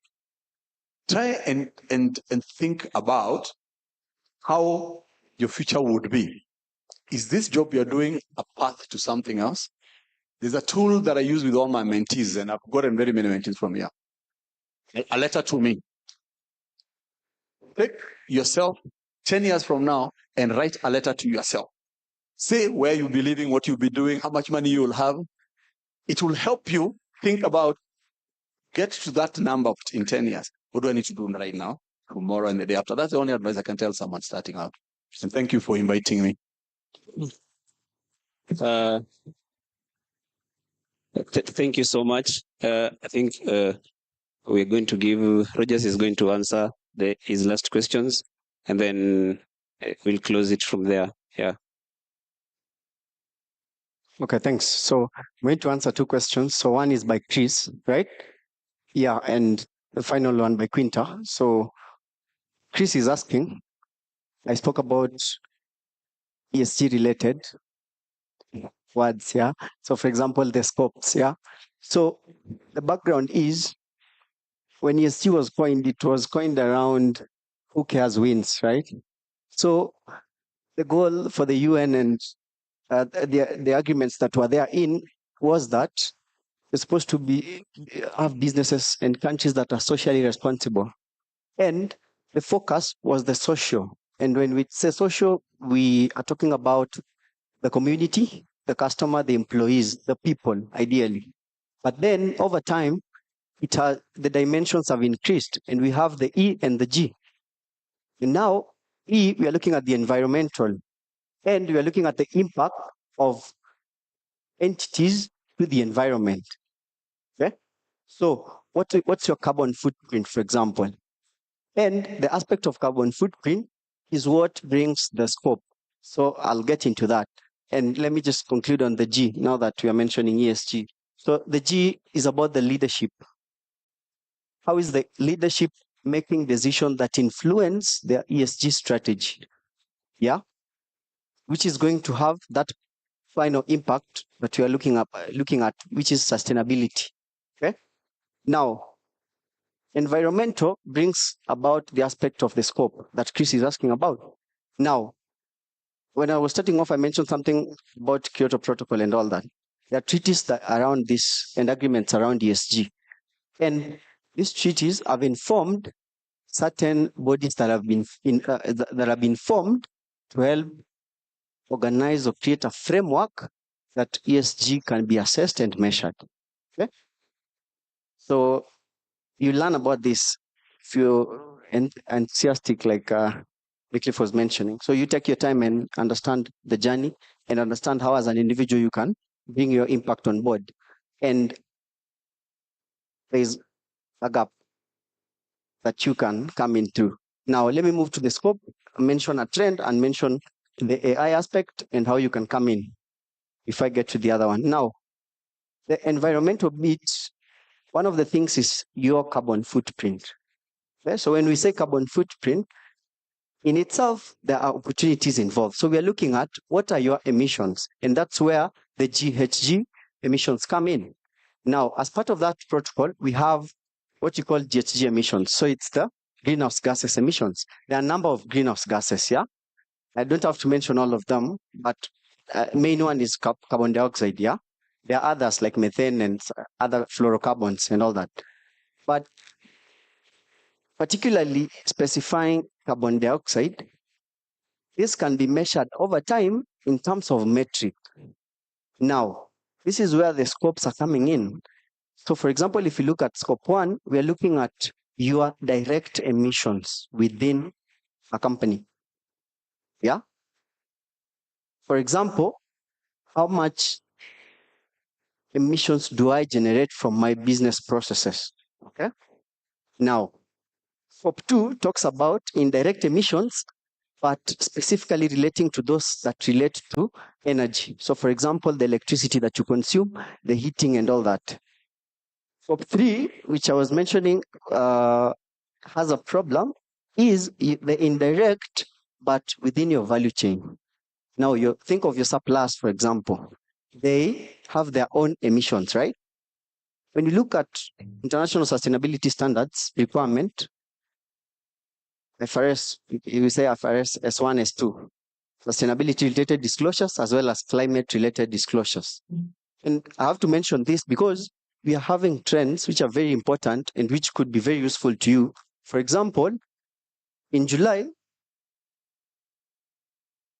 the ministry, let me just say the Senate, because now it was an act. The Senate just approved Climate Change Act, which focuses on carbon markets. You see, carbon markets, it's a whole new thing. How carbon markets work is that as I measure my emissions, I can trade them with someone. If I'm doing well, I can trade them with someone who's doing bad, which means it's also a source of financing. If I measure the emissions that I release into the atmosphere, remember we are targeting to do net zero, right? Which means for every emitted greenhouse gases, I can sell to someone, so they give me financing, and it's like it's like they net what I've released. So someone is doing badly and you're doing well. So I keep doing well, but I get financed for it. Now, that's what you're talking about. And when you look at scope 3 emissions specifically and how AI can plug in, is that this process, the value chain, it's difficult for people to identify how much emission do my supplier emit. Because now you have to identify all your suppliers, track and optimize the process such that at each reporting period, we need to identify how much have they emitted. And that's proving to be difficult throughout the market. So That's what, according to me, I was seeing an opportunity that the process, for example, if I have supply chain emissions, can I have a model that can predict these emissions, for example? Can I have a way that I can track these emissions? So that, how is this going to be helpful? One, it's not about reporting on its own, but if I can track this, then I can find ways of improving my own business. Let's say, for example, I have a problem, for example, scope 1, scope 2, which looks at myself, yeah? Let's have my emissions are huge in regard to what I produce directly. What's that going to inspire me to do? To innovate.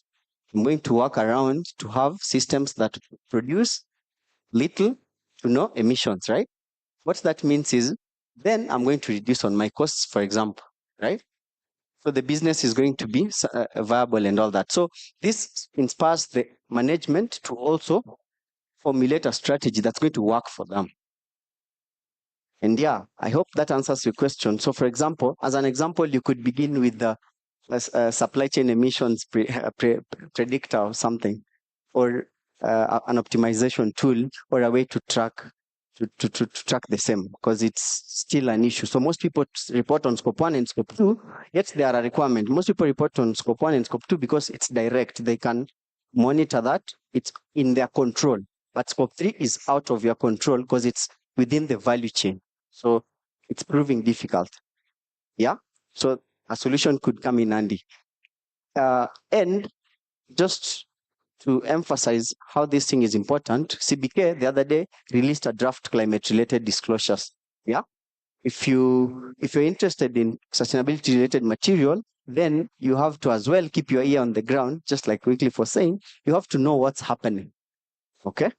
So CBK released a climate-related disclosures, but they were targeting the banking sector, because when you look at how sustainability reporting works, there are various frameworks globally. For example, GRI is Global Reporting Initiative.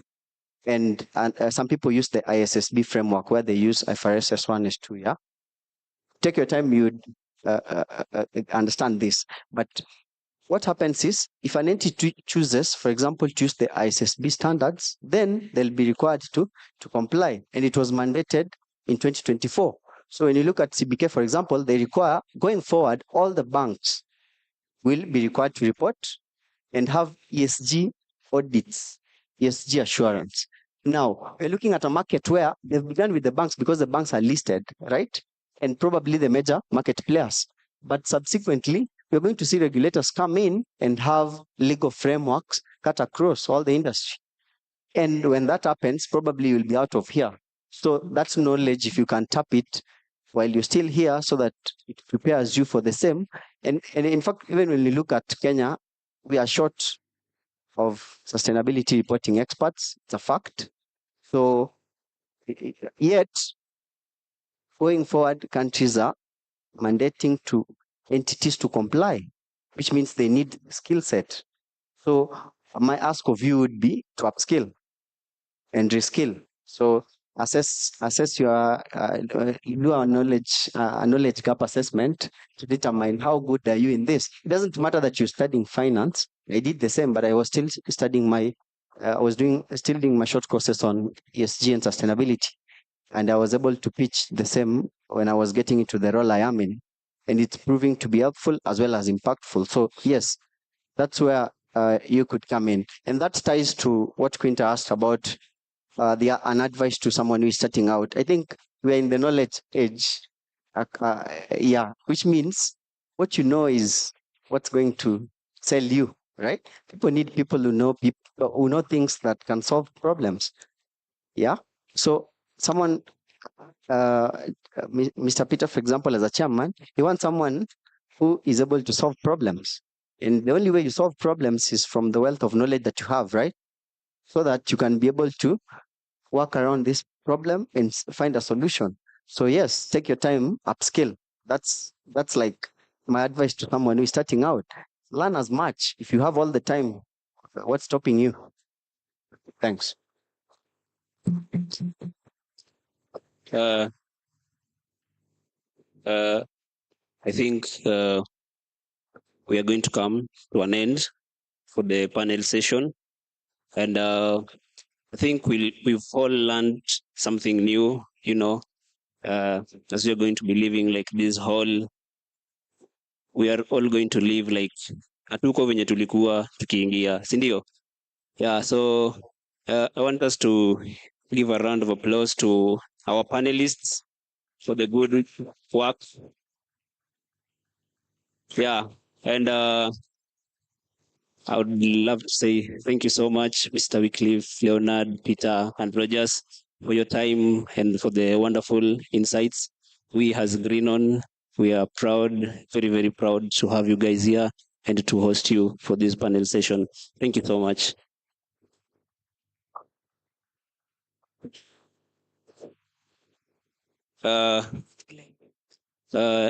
Next, I think we're going to take exit.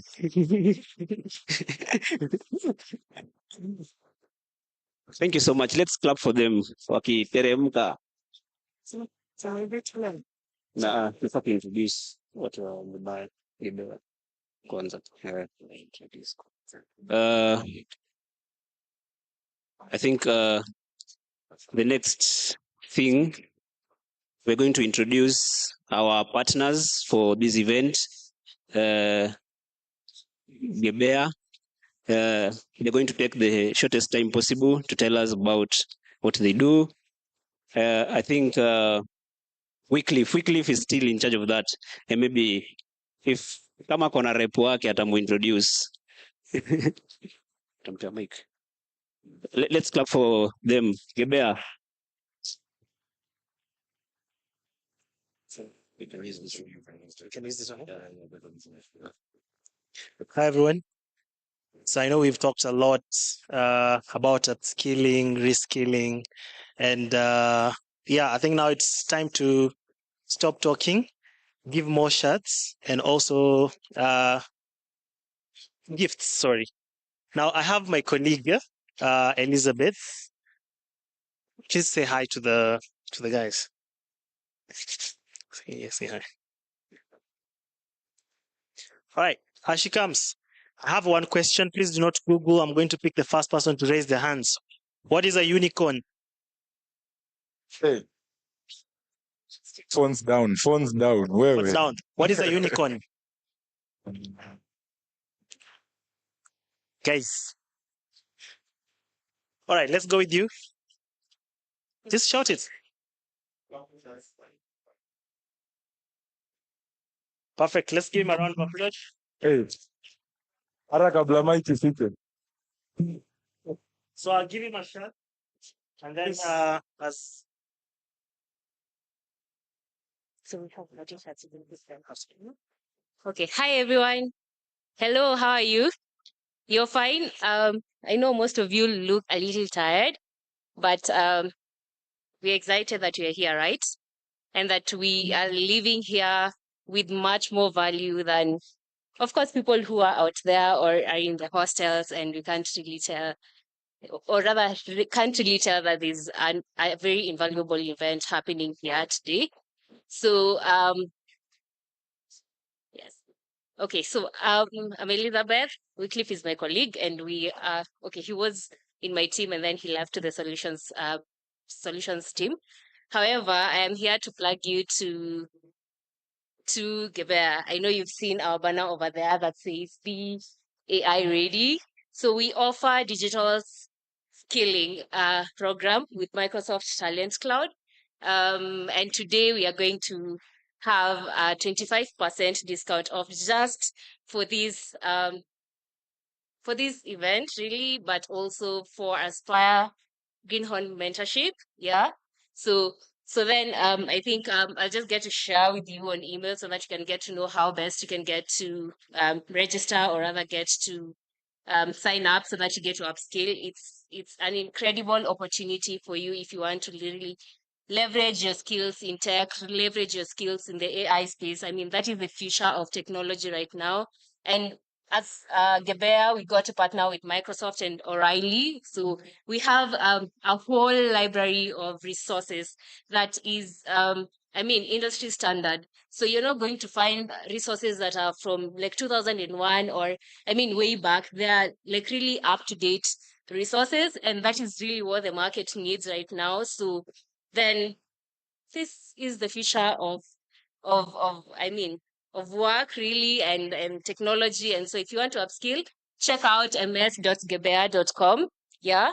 And once you're getting to, on the checkout, you can use the code MTC25 to find 25% off. Yeah. And see you on the other side. And I hope you get to find the opportunities as well.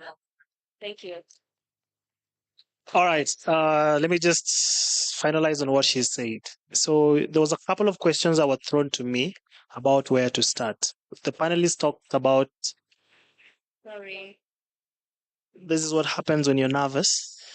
The panelists talked about artificial intelligence and how it's going to be the next big thing. And we talked about how kutobaki nyuma, like not being the last person, right? Now, what we have is our library that has over 60,000 audiobooks, notes, books, videos, lectures, live webinars, just for you to learn about artificial intelligence. There's not going to be an Indian who's going to say something very fast and then leave you confused. This is like a well-curated pathway. I am taking it myself. And if I wanted to shock you, for somebody who has learned artificial intelligence for 6 months to 9 months, you could actually get yourself a job while you're still in uni, get paid in US dollars up to amounts of 4,000 US dollars, which is 520,000 Kenya shillings, 6 to 9 months. So you've got the options to cash in here today. We will send you more details on how you can sign up. We also brought more t-shirts for you guys just to encourage you guys to continue scaling the UI UX or everyone who's starting out this journey. Thank you so much for hosting us, and we'll be leaving. But in case you have any questions, feel free to reach us out on LinkedIn or probably through your president, Miss Sally, or anyone else around. Thank you so much and wish you all the very best. Thank you very much. Thank you very much, Gebea. Wycliffe, thank you very much for the words of wisdom words. Umetupea hapa. Asante sana. Words of wisdom, see wisdom of words. Words of wisdom. Aya. Next, we would like to present our next partners who are Unilever. Vaseline is here with us, everyone, and we would like to welcome them as they come to the stage. Round of applause for them. Wamefanya kazi mzuri sana. We really appreciate you guys for making it here today. Yes, you're welcome, and the floor is yours. Hello. Hey, I know you are bored, you are tired, but Akiwoshi, hello. There was a question that was asked, what is a unicorn? And some people near me had already started a mythical creature that looks like a horse with a horn, etc. But it's good to see you and very good to be here. My name is Juliana Kituma. I work at Unilever in marketing. And today we will give you a chance to interact with some of our brands, mostly Vaseline and Rexona. So as you leave outside, we'll ask you to pass by the tent, get to learn about our brands, and also get to carry a lot of free goodies back to your rooms, back to your homes. But over and above that, today we have a very special program lined up for you. So for those who saw the poster, I know there was, that whole talk of also careers and life after this and what do you do. And also now in the era of social media, as you were talking about, it's a question of, can you monetize these things? Can you be able to build your career around this? So today we have a very exciting session lined up for you with one of the most amazing and most beautiful influencers in this country. You're going to see her coming up next. So we are hoping that you're going to really enjoy the session. And I ask that you help me to welcome on stage Joy Candy with a nice round of applause. Wewe, wapi makofi ya Candy, everyone. Give it up for Joy Candy. Yes, Candy, thank you so much for blessing us with your presence. Yes, welcome. Where's the talk? Oh. Hi. Oh. Hello. My name is Joy Kendi. I am a fashion and lifestyle content creator, and I am the face and brand ambassador for Vaseline. Where's the thing? Wait. Wapi makofi. Brandon Face is here with us. I'm very excited to have this talk, so I could just also have an understanding. Are we mostly in the 20s? Eh? Okay, I saw a no, and then I had yeses. Okay, so we're in our 20s and 30s? Oh, do you mean younger? Oh, Jesus, you mean 20s and younger? Okay, hello, my children. So we're going to discuss content creation and everything that you need to know about content creation, especially if it's something that you really want to get into. Because also, let's be honest, AI, fantastic. It's not for everybody. Again, I didn't know what the unicorn was either. So for some of us, we can be able to figure out something else that we can do career-wise that you can also do at home. So that's what I'm here for. What else? Thank you very much. Wait, just talking from here. Oh, okay. Sorry, we didn't have time to do rehearsal. I need my phone. Stella. I didn't need my phone. It has all my notes. Okay, hi. I figured that there would be a panel. Since there's no panel, we're just gonna go with the flow, okay? So my name is Joy Kendi. I already said that. I have been doing content creation since I was 21 years old. It's been a very long time. During my generation, we started. Are we okay with the music? DJ. It's very distracting. Sorry. DJ. Okay. Sorry, I have ADHD. I can't listen to music and talk at the same time. So, anyways, I've been doing this since I was 21 years old. So, when we started off content creation, it started off basically as websites or blogs. This was before Instagram ever existed. This was before TikTok was even a thought. So, I started off with my own blog. It was Iowa Style Kenya, and it started off as a basic hobby. The whole concept was for me to just basically share my weekly diary on what I wore. And please don't get the accent to confuse you. I do not come from money. My mom went to the US. She got a scholarship, hence why we went there. But we lived underneath the economical structure. So when I moved back, I had to start shopping in Gikomba, Toy Market. I was thrifting in the US. Did it here, and I just decided, hey, since I know how to shop in Gikomba, why not just show people how to get really up-to-date fashions, post it online, show people where to get it, and it just basically evolved from there, right?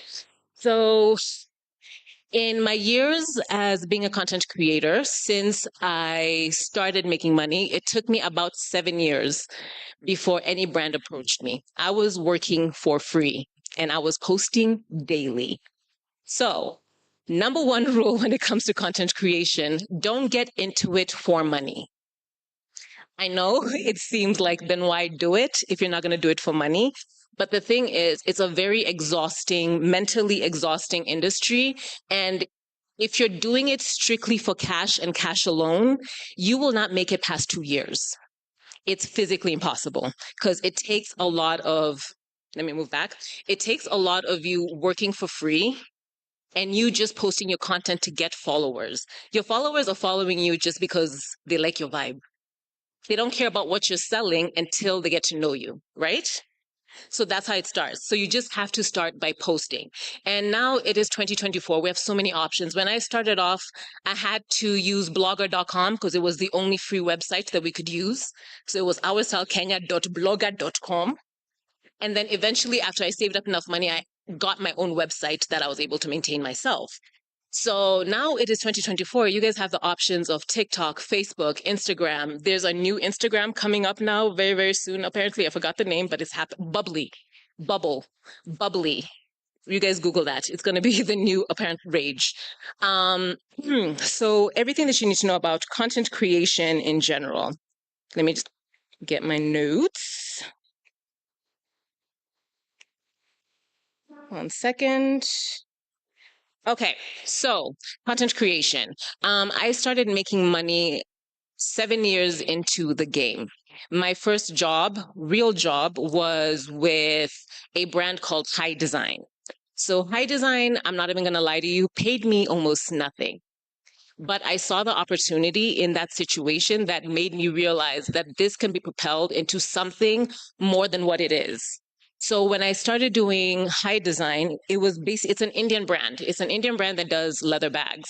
So they came to Kenya, they sent out multiple bags as PR to content creators who had a certain number following and above. At the time, I think I was around 50,000. Barely, I think I was maybe making like one job a year. If I were to give myself a salary at the time, I would make maybe 20K a year. Yeah, as a content creator. I was hustling. I had multiple jobs. I worked in a mining company. Yeah. I worked in radio. I also worked in TV, which is how I learned how to edit.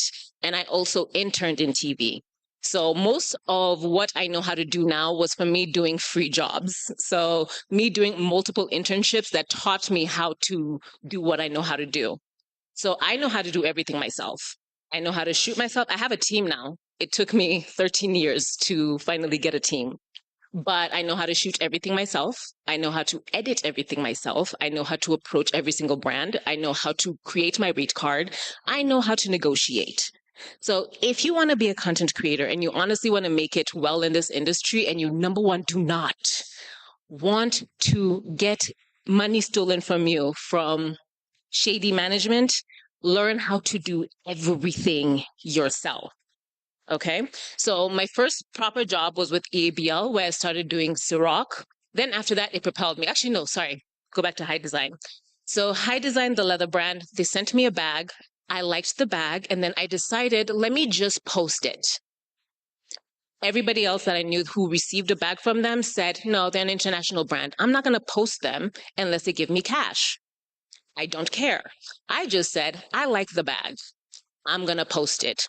I posted it by myself, just me with my bald head. I'm usually bald. So I just posted the bag by myself, and I was holding it where you could just see just the bag and me. Literally the owner of that entire company saw it and they said, her. And then they called me and they're like, are you free to go to India next week? And I was like, why would I ever want to do that? Like, with what money? And they're like, we'll bring you in. We want you to be the face of the brand. I did that barely. I think I made the same commercial fee as a regular model. So if you're paid to be a regular model, your name is not attached to anything. Nobody knows you as Gigi Hadid. You're paid as a commercial model. And as the face of that brand, it was maybe like a 6-month period before they extended it and gave me a better pay raise. But during that time, I was making, I think they paid me under $1,000. Which, if you know, for a full-on campaign is very little. That's commercial rate. And I imagine that's 100K for 6 months. It's not sufficient. Cindy? Yeah. So I did that. The campaign went really, really well. Then I ended up finding myself in Vogue, in Cosmopolitan, in what's it called? Glam magazine. I was in so many magazines back to back to back for 8 months that literally every single brand was just like, oh, we didn't know that you were here this entire time. And I was like, I've been in Kenya. You guys just did not pay attention to me. All of a sudden, it made sense to them. So at the end of the day, I saw an opportunity for something where I was not paid in the beginning. I did something for free, and it propelled me to where I am now. Do you get what I'm saying?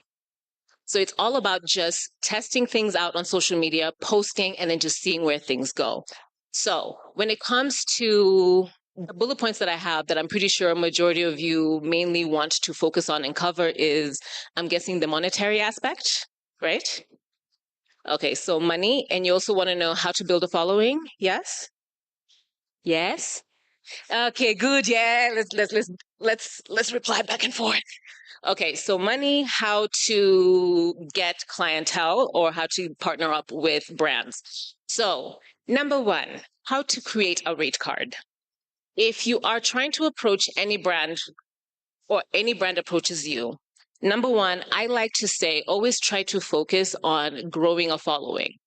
So try to focus on growing your following to at least 10,000. When you have 10,000 and above, you actually have a leg to stand on when it comes to negotiations. Because at the end of the day, and Jules will tell you, it's business. It's not a personality thing. If they don't like you, it doesn't matter. If you sell, that's all that matters. So it's better for you to pitch to a brand that you are more likely to sell more for them if you have 10,000 followers and above. Because let's face it, when you have 10,000, 1,000 are guys that you went to school with, right? So it's not considered business. It's just your friends and family. Then now you still have another 1,000. So once you get to the 10,000 mark, that's when you start creating a proposal and a rate card. Not proposal. You need to create a profile and your rate card. Within your profile, just think a PowerPoint format, and it's going to be multiple slides. I like to keep it as short as humanly possible. Multiple brands deal with, like right now, especially in this day and age, there are hundreds of content creators. They're not going to go through your 30-page profile. They're not. If you cannot say who you are, what you do, and what you can achieve for the brand within one page, and I'm talking about a PowerPoint page, not a Word document. PowerPoint. Keep it short, keep it brief, straight to the point. What are your numbers? What is your following? What is your gender breakdown? Let me explain real quick why it's important, why the gender makes a very huge difference on who your following is. If your gender of followers is higher on the female side than male, you sell more. Women spend more money than men. Women will see a pair of jeans that somebody has worn and buy it tomorrow. Men will see a pair of jeans that a man has worn and be like, nice. I will buy that next year when these ones rip. Am I right? We buy all the time. So if you have a following, especially for women, I have to say this specifically for women, how you portray yourself on social media makes a very huge difference. So if you have a page that has 90% men and 10% females, you already know what kind of content, right? Like, y'all get what I'm saying. Cool, I'm not talking to myself. Okay, so if you have a following that is majority men, most likely brands are not going to approach you because also it depends on what content you're doing. If it's cars or whatever and it just happens to be men, women also drive cars too, so that's not the big deal. But it depends on how you portray yourself online. So if it's mainly bikinis, shaking that nyash, you're going to get a lot of followers. But Unilever is like, I don't know if that's what I want my brands to be associated with. So you always have to also portray yourself in a way that is clean, right? So once you have your following and you have your profile has all your information, your following, gender, also the country that majority of your following comes from. Because if you're in Kenya and majority of your following is in Uganda, and Unilever is trying to sell to Kenya, it kind of defeats the purpose. She'll just move you to Uganda, to the Ugandan market before she brings you here, right? So once you figure all that out, you have that in 2 slides. So one slide is your profile. The second slide is the screenshots with all of your information on gender, age. Oh, also age is very important. And your following in general and the areas of who follow you, which countries, which region, which cities, right? Once you have that, now you have to have your rate card. So let's say I'm going to give you just an estimate of 10,000 followers, and then that's how you can help determine how you would make it work for as high as your following continues to grow, right? So if you have, there used to be a different formula, but now it has changed significantly over the past 2 years. So if you want to calculate your following, you need to calculate your engagement. It's a little complicated. So if you just go on Google and you type in, how do I calculate my social media engagement? It'll give you that specific mathematical structure, right? Once you have that, the percentage that it gives you at the end, that's your engagement. Yes? So do you want me to just read out how to do the calculation? Yes? Okay. I wasn't sure, just in case you guys were like, we'll just Google it next. Okay, so to calculate the engagement, you calculate your total engagement. So when you go to, like, let's say Instagram, you click your insights, right? It'll give you your total engagement, and then you divide it by your total following, right? Yes? Okay, you divide it by the total following and then you times that by 100%. That will give you your percentage of what your engagement is. The higher the engagement, the better. So you always want to range at about 3.5% engagement or above. The smaller your following, the higher your engagement is because it just reaches everybody immediately. The higher your following gets, the algorithm really starts to kick in, and now it starts delivering your content to less people. So your engagement will go down. So let's say if you have 20,000 followers, your engagement is 15%. Fantastic. But when you get to 500,000 followers, your engagement is going to go down to 4%. Still good. It's just the algorithm. There's nothing you can do about that. So once you have the percentage of what your engagement is, you then, sorry, I had written everything down. So then you go in. Once you have your percentage, you use your percentage as a way to negotiate with the client. Okay. So now how you would negotiate your pricing. So let's say you have approximately 10,000 followers, right?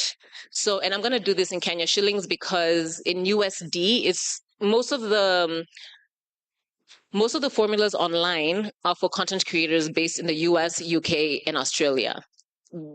You're never going to get paid the same as in America. So let's let that dream die and we come into reality. They will pay you for Kenyan standards. Cool?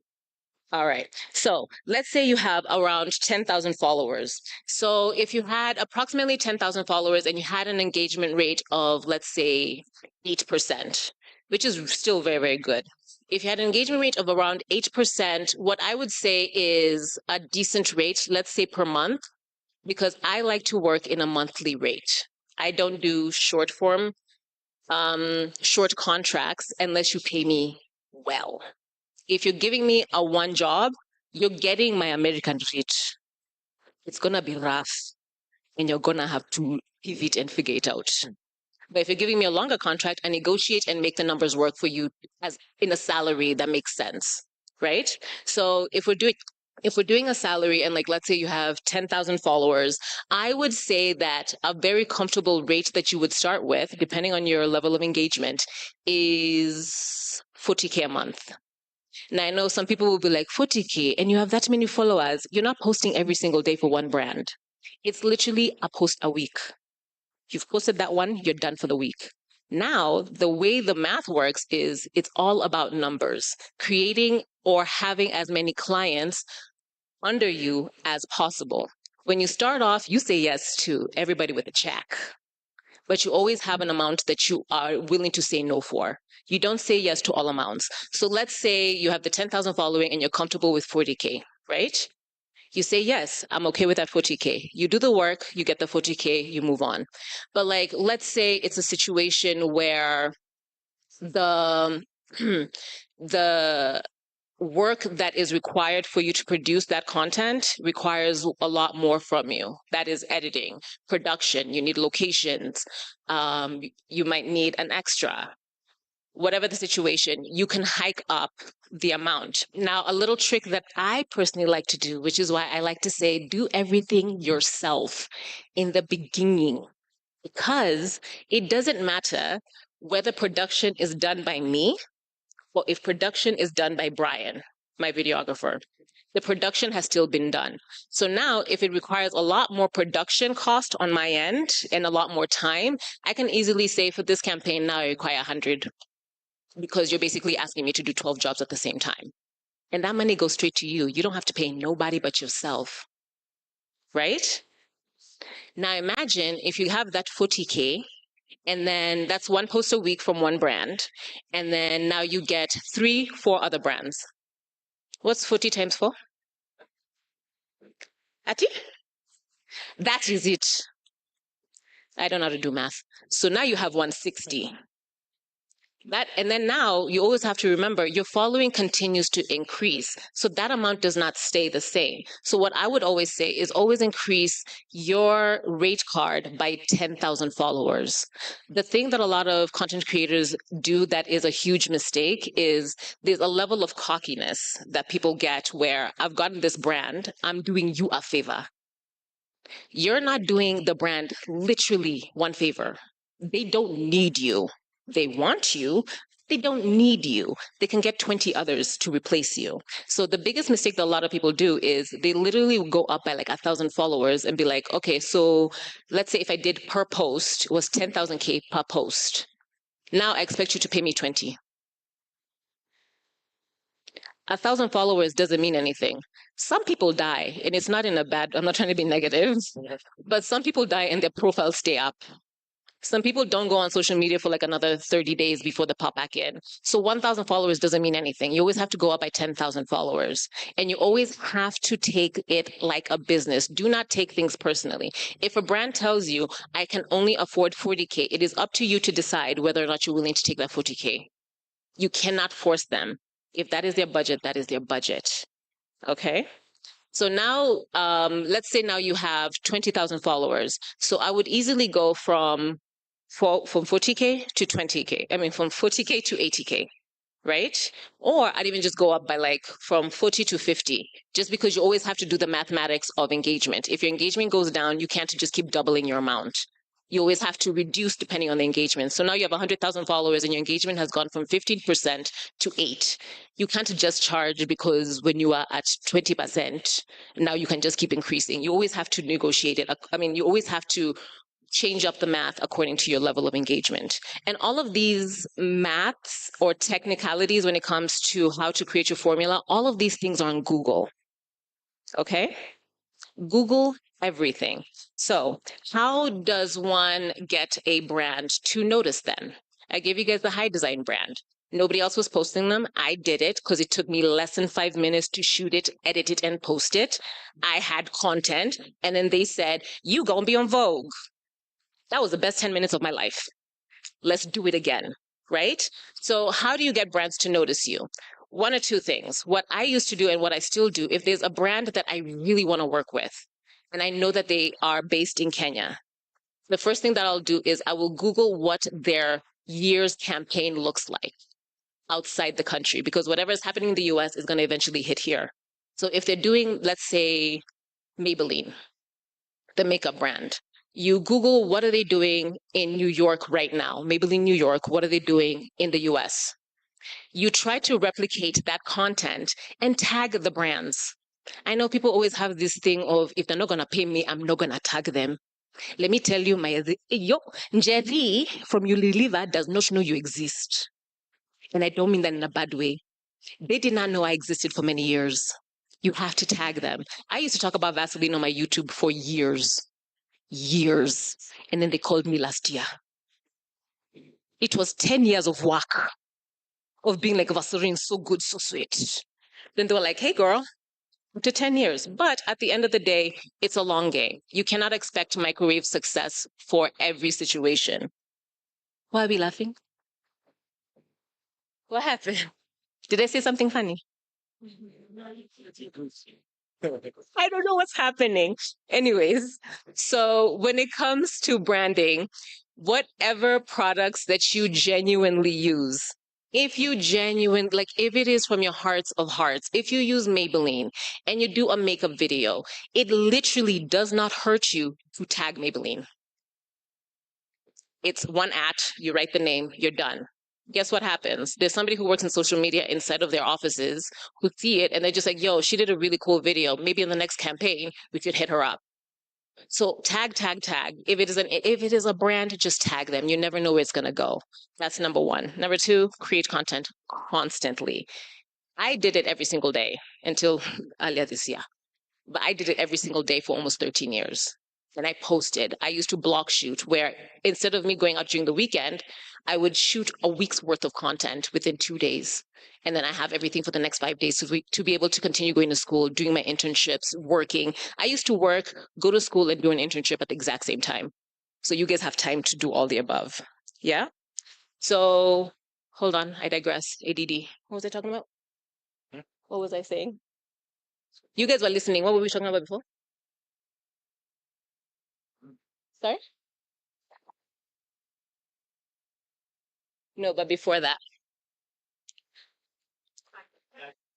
Okay, so we're talking about getting brands. That's what I mean.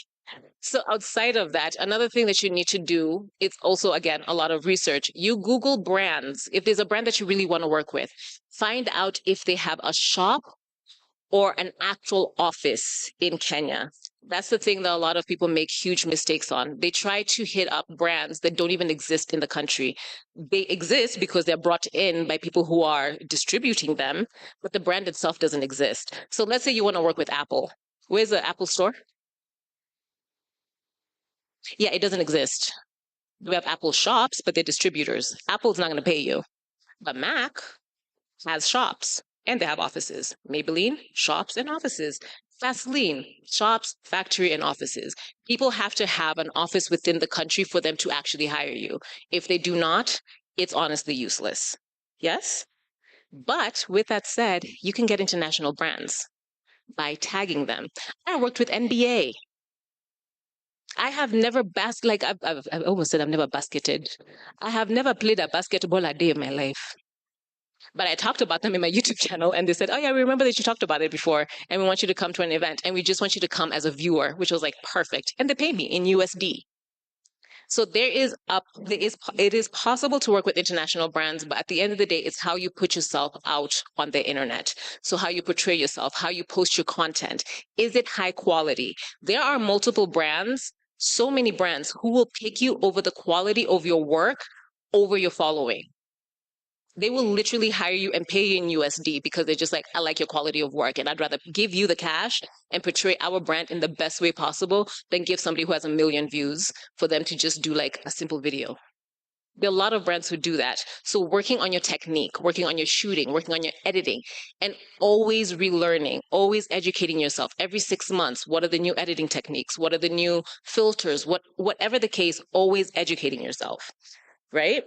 Another thing that I think is really, really important that you need to know, one second.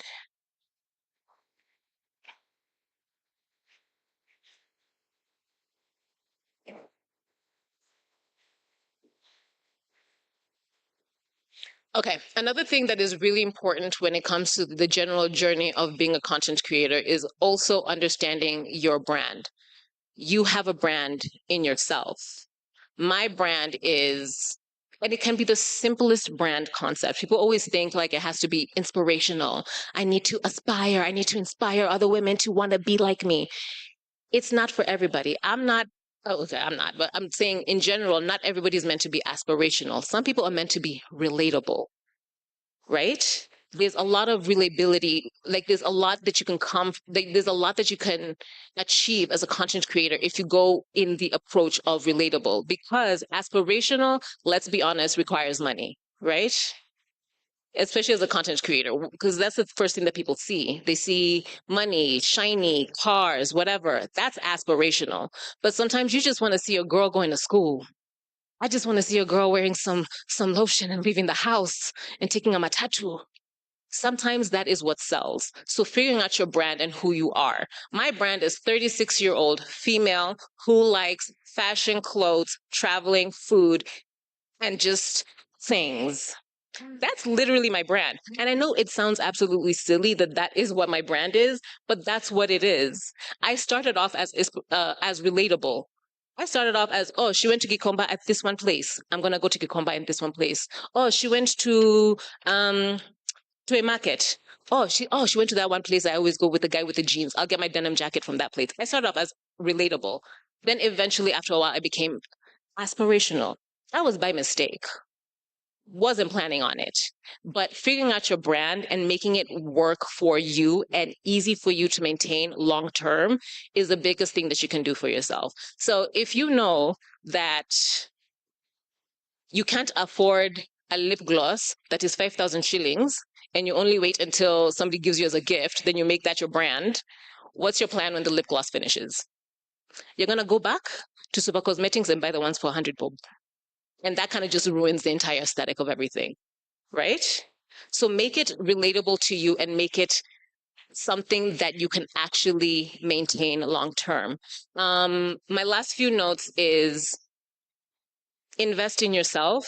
When you start making money, when I started making money, even when I was doing side hustles or whatever, all my money went to content creation. I would save up for 8 months and then I bought my first camera.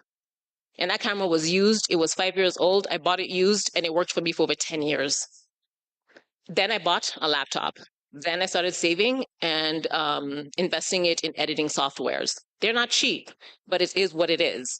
At the end of the day, me investing in myself, every single cent that goes into what I do goes to me and me alone, which is fabulous. I'm trying to think if I'm like missing anything that y'all want to know. Can I just ask you guys to just ask me questions? Yes? Does anybody have any questions?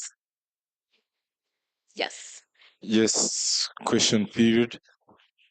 Prepare your questions. I was trying to keep this as brief and not too complicated as possible. So when you ask me your questions, I can answer clearer. Okay, so my name is Irene. Hi. Hi. I'm part of the mentorship club. Yes. Now, my question is, at this point, now that you've established yourself as a brand, Mm-hmm. is it something you're doing full time, or are you still working some other roles, or is it now a full time So thing? this has been my full-time job for 7 years. It is a very full-time job. It is very possible to live very full-time on this. And the best part, you can actually accidentally find yourself not working for like 4 days out of the week. Next question. Yes. And also, don't be shy. Like, you can literally ask me anything and I will answer. I don't Any like question you keeping have? anything. I don't like to Yes. keep information. My question is, I haven't understood your point actually. I wanted, there's something you say that I didn't quite get it on growing your followers. This yeah, On how to grow your followers. yeah. Okay. Mhm. Question itself. Yes. Despite the fact that you'll do all that you've said, go out there, try, be out there, post your content daily, put in that work, you won't still go to someone and ask them to follow you. It's their own personal decision. So how would you say you can like get through to them in order to like enable more and more people to like follow? Because I think when someone wants to follow, it's their own personal decision. So how do you like get through to them? Okay. Do you guys mind if I just answer per question as we go? Okay. So how do you get people to follow you? Human beings are very simple. Oh, I also did psychology and philosophy. So I think this is one of the things that thank God I did psychology. Human beings are very simple. When it comes to the internet, people want one of a few things. They either A, want to learn something. B, they want to be told where to go to either enjoy something, try something, or buy something. C, they just want to be entertained. Haha, funny. Or, okay, now people just also sometimes want to be angry on the internet. So you have to determine which part of the internet that you want to be on. So what I have learned when it comes to my following, teaching people. For me personally, teaching is like the best thing when it comes to growing people, when it comes to growing a following, because people need to know why are they coming to you. So if it's, let's say you're really good interior designer, showing the process of how you source fabric in like one video, how you get a carpenter in another video, how like the process of the sofa set coming together and then putting it in the house and then showing that. That way you have taught people where I can buy something. It's okay, thank you. I can learn where I can buy something. I can also learn the cheapest way to do something. I'm now learning that I can also hire you for something. Like at the end of the day, people want to learn or laugh. So like, for example, are you interested in content creation or no? I'm actually doing marketing, so I'd like to create a brand and actually promote myself. Okay.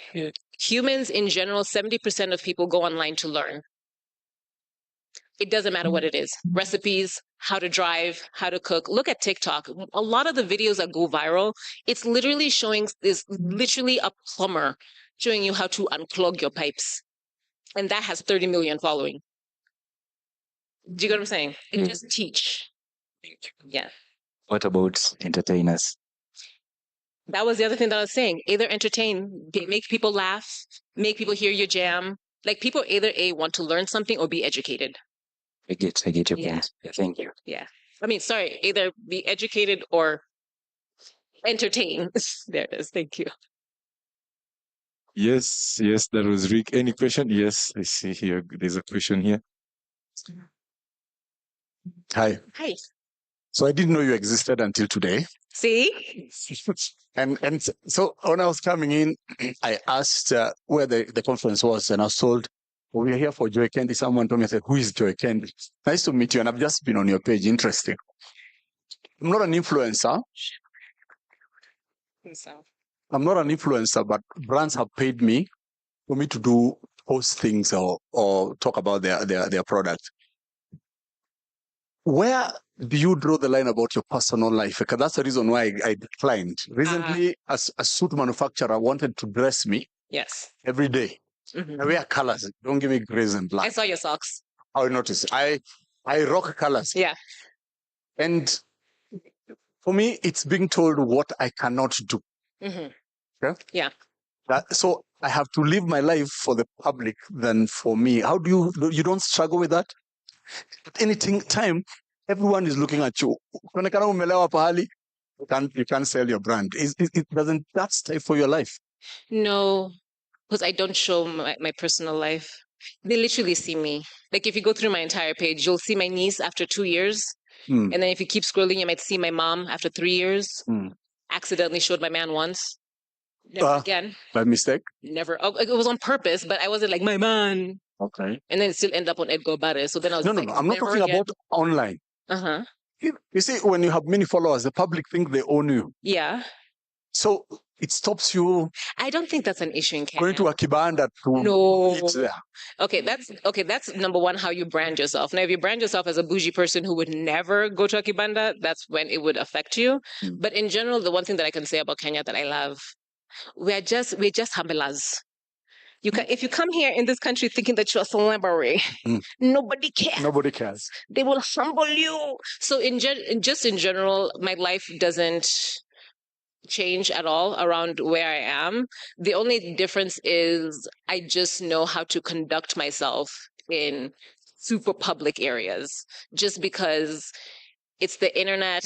People can shoot you getting drunk in a corner and then post it, and now you've lost your entire career because of it. So I just know how to conduct myself in public. Then private, YOLO. Yeah.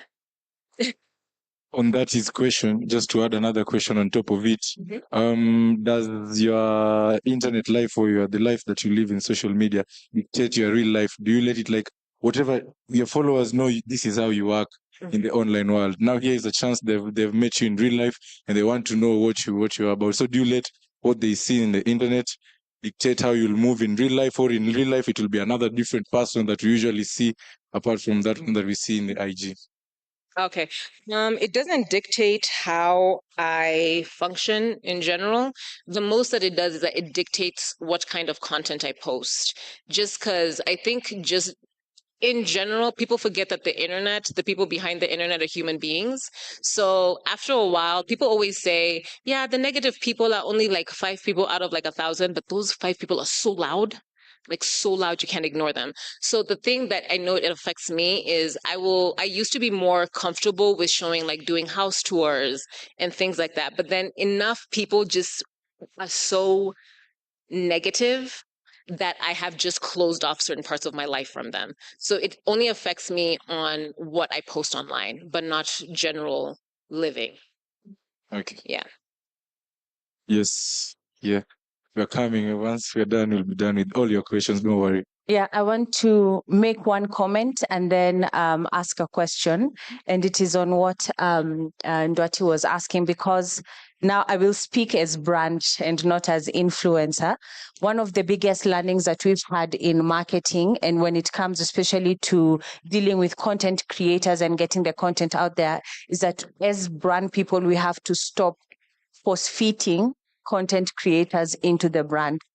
If you are known as the dude for the cool socks, Then from tomorrow, now all of a sudden you're only in black and white because my brand colors are black and white, and that's how you have to do. Then we also affect your brand. The content now starts looking very manufactured. It starts looking like this is an ad, and that's how the content does not perform well. But the It's minute no longer authentic. exactly, and once that authenticity is lost, even the views, the engagement, because it's an ad, and that's how it is skipped. So it's also for us as brand people to just ensure that that is not lost. And it's the reason why we even enjoy our engagement with Candy is she will mention what she stands for and what she does. So if she's gonna use Vaseline to apply her lips and then do her lipstick, I can't go like, I need your lips to have Vaseline only and shining and the camera to zoom in on them. And she's like, no, that's not how I roll. I do my makeup in this and this way. And that's how we intertwine the content. So it is also a very big responsibility for brand to fix that as well. Now, on to the question. It's something that you've just touched on, and it's about mental health and wellness, especially when you're in this space and you've put yourself out there, and people feel entitled to have opinions. People feel that, you whatever decision you make, it will just always be criticized, or people will get into your page and just, shame or do whatever. And it's stuff that we see many people exposed to. What tips would you have around just guarding your wellness as a content creator, just to make sure that this thing doesn't also tip you over? The best way to just care for your mental health while being on social media, number one, once you put yourself on the internet, just know people feel like they can say anything about you. I have been called literally every single horrible name under the sun just because few people, like in a DM, just being like, I look cute, you look stupid. Who hurt you? So that's what the internet is like. So here are a few things that I do to just keep myself sane. Number one, there is on most phones, there's a timer on social media. And I know I'm telling you 19-year-olds and you guys are like, you're lying. There's no way I'm ever going to put a timer. But if you push yourself on the internet, especially when you get to a certain number of following, you need to have that timer so that once you give yourself like, I'm only allowed to be on Instagram for 1 hour a day. You go there, you do your business, you say hi to who you need to say hi to, you post and you leave. So so you can just avoid the shenanigans, because it's so easy to get swallowed in the internet. And also you have to understand the internet, a lot of people are very angry in their lives. So having a timer on your phone. Number two, the block button. Beautiful. I love a block. You piss me off, block. I don't like the fact that you just ask, oh, so you think that that's your hair. See, that wasn't that mean, but it's just stupid. Block. Because I'm not lying. When have I ever catfished? It's clearly fake.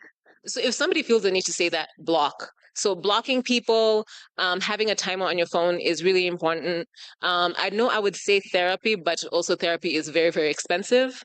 So what I would highly recommend is, number one, there's a lot of therapists who do Zoom calls where they can literally cut down the hourly rate by like either 75 to even 50% because you don't have to physically go to their office. If you're not doing that option, finding friends within the industry. I'm not gonna lie, that thing is the most, it makes you sane, because regular people who are not online the way we are don't see our issues like their issues.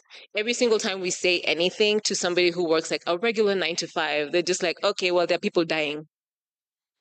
Nobody said that, but she hurt my feelings. So having people within the same circle who do the same thing as you is amazing. And having people within that group who are not competitive, zero jealousy, and everybody wants everybody to win. Because also, social media has a thing of attracting people who are more into attention than anything else. So if you put yourself in such a situation, you will find yourself fighting with your friend over a job, or you will find that friend has called over you to steal a job from you because you thought, let me just tell her that who and who hit me up and they're going to pay me this much. Then they go under you, and then they go to that person and be like, I'll do it for 50%. And this has happened like a lot of times. So that's the biggest thing that I would say, having friend group within your same field. 3 people, honestly, that's all you need. Okay. Hi, Joy. Hi. So, if Joy Candy was not a content creator, Mhm. what will she be doing? And the other question, what made you stick to that path? You've said that it took you 7 years. And I know that maybe it's passion, but passion does not bring food to the table sometimes. So, what made you that consistent? Yeah. So no, let me just answer the second one. So the thing that just made me, I know you said passion is just passion, but in all honesty, it was just passion. I knew that this is something that I really enjoy doing as a hobby. I like taking photos, I like editing, and if I've already done that work, I might as well post it, right? So that's what I enjoy doing. So what I did was I did multiple other things to help me financially to be able to continue doing it. So the thing about content creation is that people think that you have to actually create content every single day. Honestly, you need 2 days out of the week. If you start on a, like, let's say Saturday and Sunday, if you shot all day Sunday, all day Saturday, all day Sunday, you have all the content that you need for 7 days. So passion, and also just learning that if I like this much, I just have to facilitate finances somewhere else. And what was the first question? Oh, if I was not a content creator, I would have most likely been either fashion designer. But then I also discovered that I do not have the business brain to start my own line. That's also another thing. Everybody I know for the past 5 years has been girl boss, girl boss, girl boss. We're all not meant to be bosses, and that is okay. Right? I don't want to open a shop. I don't want to deal with employees. I don't want to go to a factory to look for fabric. I don't. So that's the reason why I decided not to do that. So the only reason I just kept on doing this is just because I liked it. And then eventually somebody paid me. And then I was like, ooh. And then I stayed. Okay. Hi, Joy. Hi. My name is Benny B for this occasion. And Mr. Benny B. Yes, that's Benny B. yeah, and I have two questions. And one is, how do you build a brand resilient in that you can be relevant and still have a say in the social media space? Mhm. And the second question is about defamation. I mean, this defamation. Oh, can you move the mic off Or, Mom Kidogo? hey, Yes, you know- because you're going really tight. So just move the mic, Kidogo. okay, so the second question is about defamation. In that there's this kitu X wanasema kusalimiana. How do you encounter hiyo kusalimiwa? Okay, me, I just ignore. Like Ignore. let's say about 100 people, 100K people are saying usalimiwe. It's the internet. People get so bored after 24 hours. Honestly, you just ignore. Like, that's the one thing I can say. 100% ignore. Now, when it comes to, because there's nothing you can do. If honestly 100,000 people are calling you stupid, stupid, stupid, stupid, stupid, so you're gonna go back and be like, you're stupid. You're literally talking to idiots. It's not gonna lead to anything, right? So I just ignore it. It doesn't, if unless it's like something so severe that brands are involved, and like now you have to make a statement because the brand is like, yo, now we're being affected. That's the only time I would ever say anything. In all honesty, I would just ignore. If you have to say something, put it on stories. It disappears after 24 hours and you move on, right? Now, when it comes to being able to do this for a long period and like the resilience and all that, you need to understand that content creation or just the internet in general are being viewed by people who are getting old with you. Do you get what I'm saying? How old are you right now? You're 23. Oh, okay. So you're 23 right now. So in this point of time, let's say you're a content creator and you show your school life balance, what you eat in a day, blah, blah, how you go to school, when you're partying, right? You'll turn 25 and you'll be like, oh, you guys, it's my first job. I got a firm that I really wanted to go to. Now people are following you. So at the end of the day, people will follow you in your age group. So if you're 23 now and you have a following now, majority of them are going to be 19 to 24. When you're 50, they're all going to be in their 40s and 50s. So you just keep, the good thing about creating content is that you can literally create it around anything. I created around myself. When I first started off, I could not afford makeup. I used to go to River Road and buy the fake marks and black opals that used to make our faces orange. That's why I started though. So then when we started buying real Macs, I was like, y'all, we got a real Mac now. Guys were like, yay! Now we've moved on to now we're buying air fryers. And we're all buying air fryers. Next week, I'm talking about a couch. And all of my 40-year-olds are going to be like, yay, where'd you buy that couch? So at the end of the day, it's not about having to always focus on how do I stay relevant? How do I stay relevant? You're already relevant in your age group.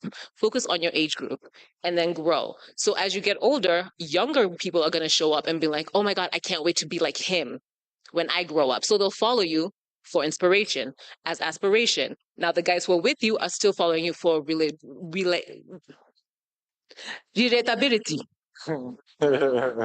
Do you? Yeah. So people focus too much on trying to stay relevant. When you try to stay relevant consistently, what ends up happening is you end up being that guy who is like 2 years later, who's always just trying to be viral. Because that's what that is, basically. Like, how do I stay viral always? I always say this. I would rather have the same 100,000 people consistently following me and caring about what it is that we're talking about, and we're all under the same like umbrella and we're all just communicating, than having 1 million followers and only 10 of them actually care. So don't worry about being relevant. Just create your content around what it is that you do and just keep evolving it. As you evolve it, people will evolve with you. And then you'll grow followers as you go. It's a lot less stressful and hurts your feelings less. Another question is here. Okay. Up there. Am I answering your questions? Do they make sense? Am I you guys feeling kidogo like? She's saying a bunch of like nothing. Huh? I'm talking to you guys. Somebody say something, Jesus. Do you guys understand what I'm saying? We're all on the same page. I have not lost anyone. Cool. Oh, thank you. And I'm also glad that you're making us to have the joy just as your name. Aw. That's you. Yes. So my question was, according to my opinion, I know that many of marketers they usually do things that I can say are out of the Bible. If you follow the principles that you're supposed to follow in the Bible, some of the things that the marketers do, you find that they are not in line with the commandments. So according to you, or suppose, let's say you're not a Christian, how do you ensure that your postings are in line with your spirituality? And also the next question was, you said that for you to have those followers, they do comment on your post. So how do you manage your posts? Suppose somebody posts you a negative feedback, and maybe you reading them and you find that maybe they are somehow bringing you down. So how do you do to make sure that you don't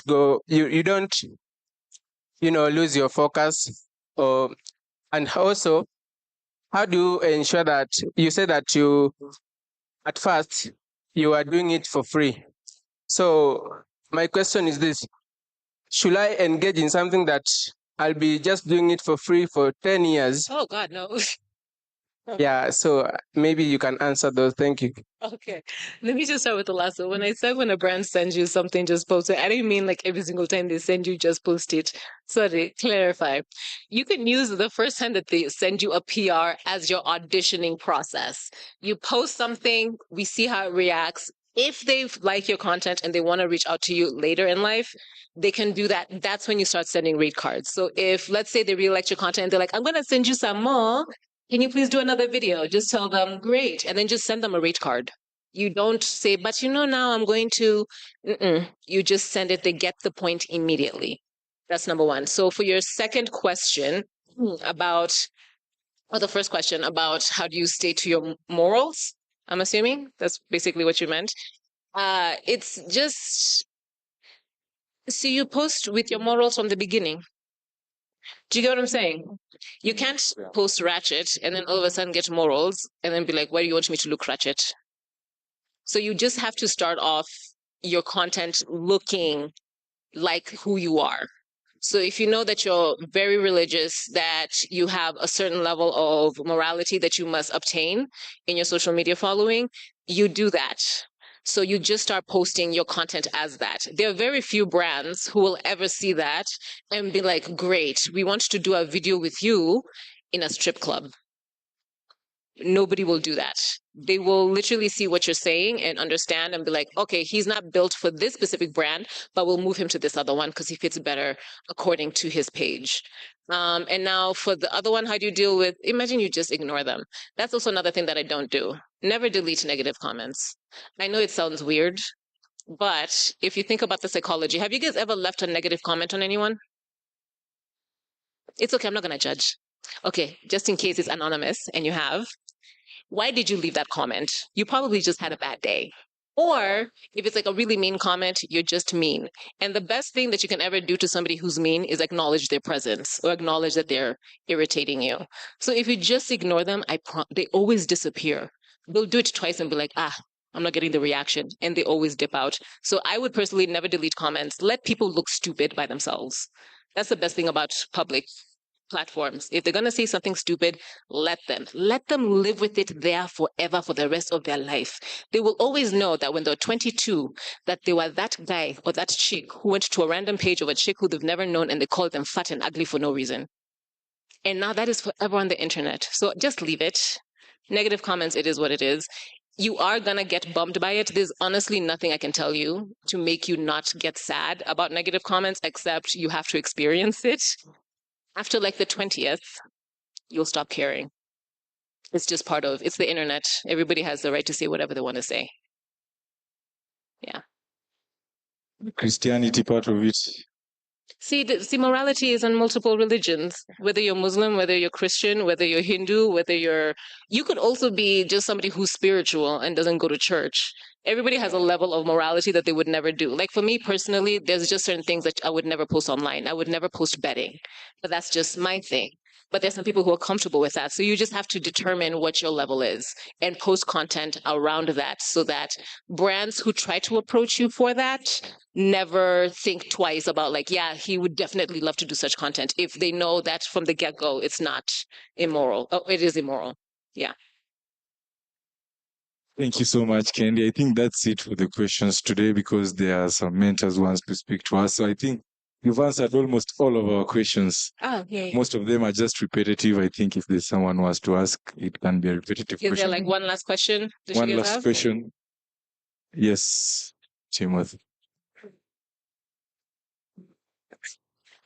So thank you, Glenn, for the chance to speak. I have one question to Candy. So supposedly, if you were to lose your job, what will you do? Sorry? If you were to lose your job, what will you do? What's your plan B, in short? If I was to lose my job, can I answer honestly? Like honestly, I'll actually be okay. I invested. So okay. So here's the thing about content creation that people I think need to really wrap their heads around. You never know what's going to happen tomorrow. So when you start making money and you start making decent money and it starts happening long term, save. I don't spend money like most people do. I am very frugal. I live way below my, I guess, paycheck. So even for example, when I started off content creation, we lived in like a 1-bedroom apartment where we were sitting on the floor and the mattress was on the floor for 2 years. I started making money, bought a bed, we bought a couch. Great. Then once money started coming in, I literally just put 80% of most of my money is in investments. So may I just tell you guys, so I own properties, so I still would make income, but I own properties because I save all of my money. So that's what I would say. Save as much as humanly possible. Live below your, like, can I afford Prada? Yes. But will I? No. I'd rather buy a couch or land. I'd rather buy land. What if the main reason I was making that money is to do whatever I'm supposed to do with that? to enjoy it, to enjoy that money. That's the main reason I was making this content, first of all. To buy myself this car, to You buy people are myself not this planning for shoes. retirement. Let me tell you. The way this world is working and the way this economy is running, you all need to plan just in case we're still working at 98. So, with that said, if you want to spend your money, you can. What I would 100% say is, what if, I don't know, the internet crashed? How many times has like Instagram crashed on us? Like in our lifetime. Okay, in your lifetime. Majority of your lifetime. Like Instagram always crashes at least once a year. So save your money. I don't know how else to say that in like a sexier way. I'm sorry, I don't spend money. I'm the worst person to ask about. Like, I'm frugal. I save all my money. I spend my money on food. So I would be fine. But if I had to, like worst case scenario, I'd work in production because I already have a history in working in production. So I've written scripts. I've worked in TV. I would most likely just go back to TV. Yeah. But I'm not planning on it. Yeah. Oh, also, I forgot, guys, we have some giveaways, right? Yes. How many? 3. 3? Yes. Okay. So we're going to make this a game to see who's been paying attention. I'm even going to include stories from like the first session. What is a unicorn? What is it? No, what is the big, what is, what was the question that somebody asked? Huh? A unicorn. Is that what is that? Unicorn. Okay. Somebody outside of the person who answered it the last time. What is a unicorn? Is it unicorn? What is it?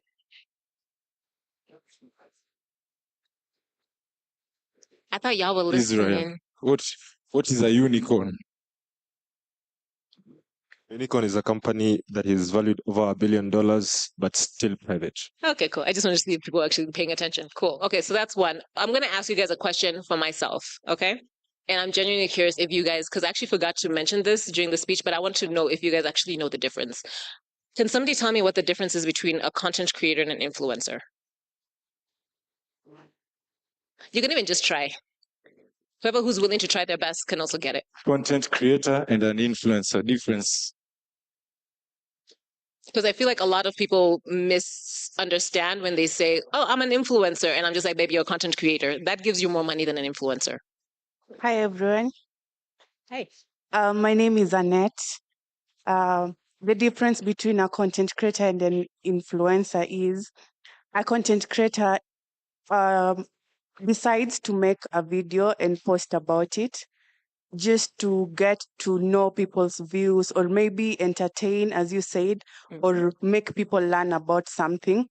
But also, a content creator can move to you become an influencer as you grow in content creation level, whereby when you become an influencer now, you are able to, people are able to look up to you, look at you, and even change the way they deal in their everyday life. Yeah. You actually nailed it. Yes. So content creator is basically somebody who creates content, whether it's digital, whether it's print, whatever the case, and they create content. For my case, it's online.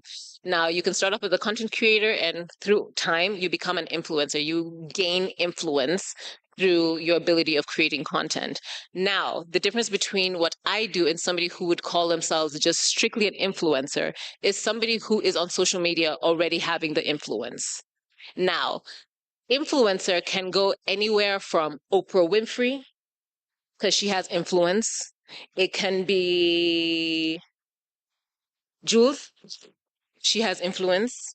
It could also be me, because I do content creation and now I have some level of influence. It can also be Huda, she has influence, right? But would you say what she does is content creation? No, right?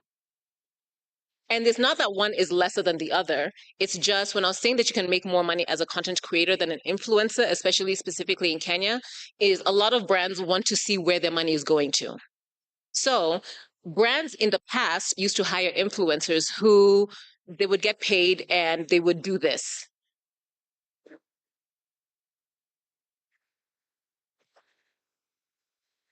They've been paid. That was the entire job. Now, as a content creator, I can actually ask for more money because I'm creating content. There's a production cost, there's a pre-production cost, post-production cost, editing, all that stuff. There's a cost behind it. So if I was going to do, let's say, influencer job where I just do this, I could charge maybe 50K for that.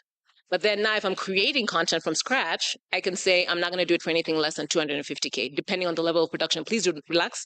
Don't think that you're going to be paid like 300K per video. It's a lot.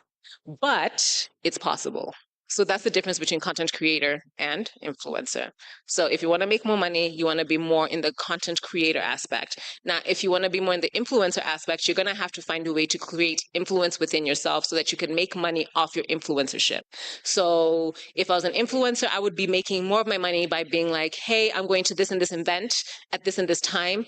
You guys, I'm using my influence to pull you guys to this event.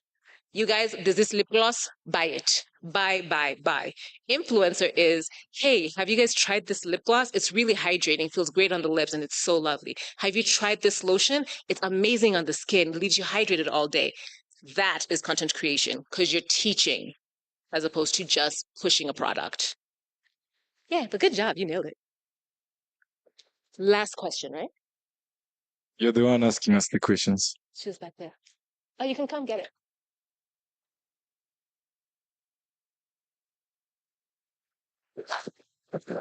Round of applause for her. Oh, good.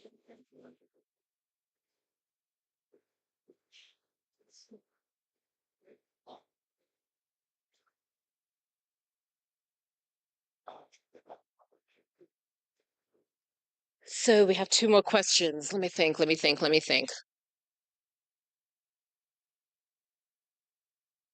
Do you guys remember, does anybody know the formula to figure out your engagement? Benny B's hand was up first.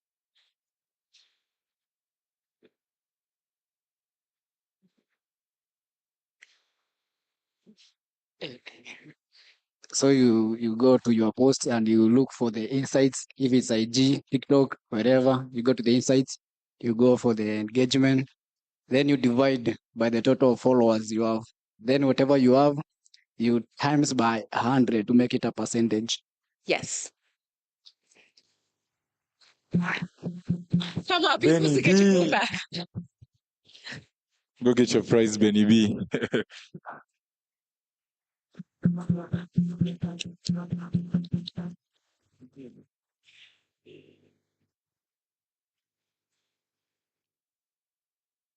Round of applause for Benny B.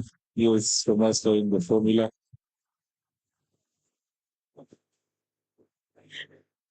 Okay, so last question for the glow pack. And by the way, this glow pack it's lit. If you're not going to use it, sir, you better give it to a girl. He has a girlfriend. Don't be those boys who hold on to lotion until that thing turns into a solid rock. Okay, so my last question for the glow pack.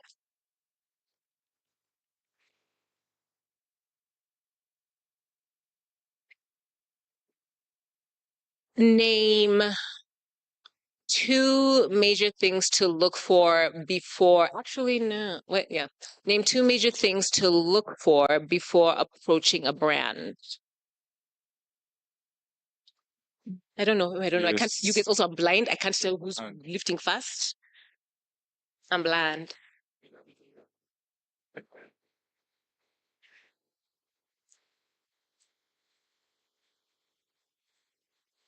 Your followers, the number of followers that you have, and the engagement on if it's male or female. No. Your gender. More specifically, what do you need to do? I'll frame it into if you're in Kenya. Okay, first you have to check whether they have shops or offices in Kenya. Second thing, what they have been doing in other countries with their brand. Yes. Yes, that's right.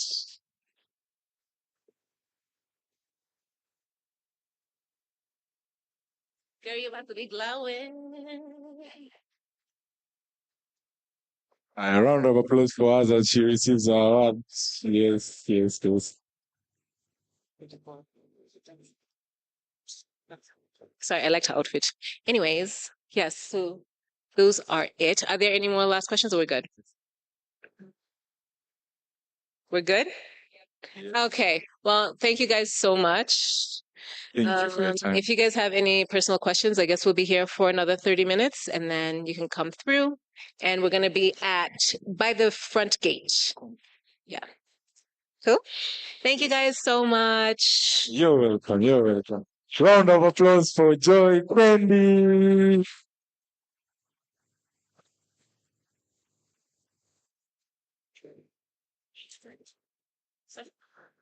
Yes, yes. So we are going to continue with our event, and up next, Sally will take us through what you're supposed to go through next. I think it's lunch. I think ni masaa ya kukula imefika.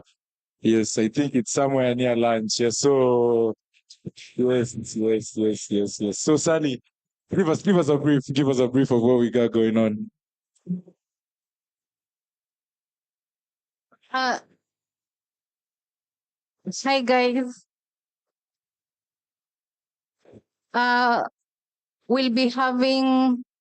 We'll be grouping you guys into round tables. Okay, kuna lunch. We're grouping you guys into round tables, and then where you'll be seated, we'll give you the hampers and food. Okay, so this is the order.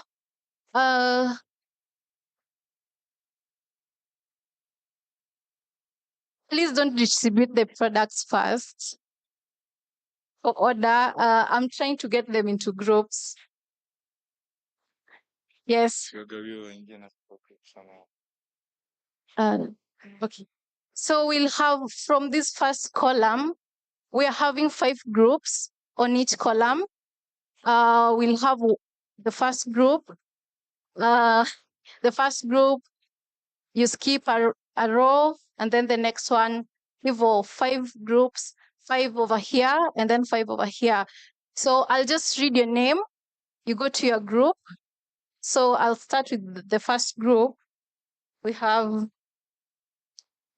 okay, the group where you are, ndio tunakuletea food. You don't have to go for the food and the hampers. We have Israel. We have Merinjeri, Ray Wakisi, Jeff Karitha, Charles Mwanzia,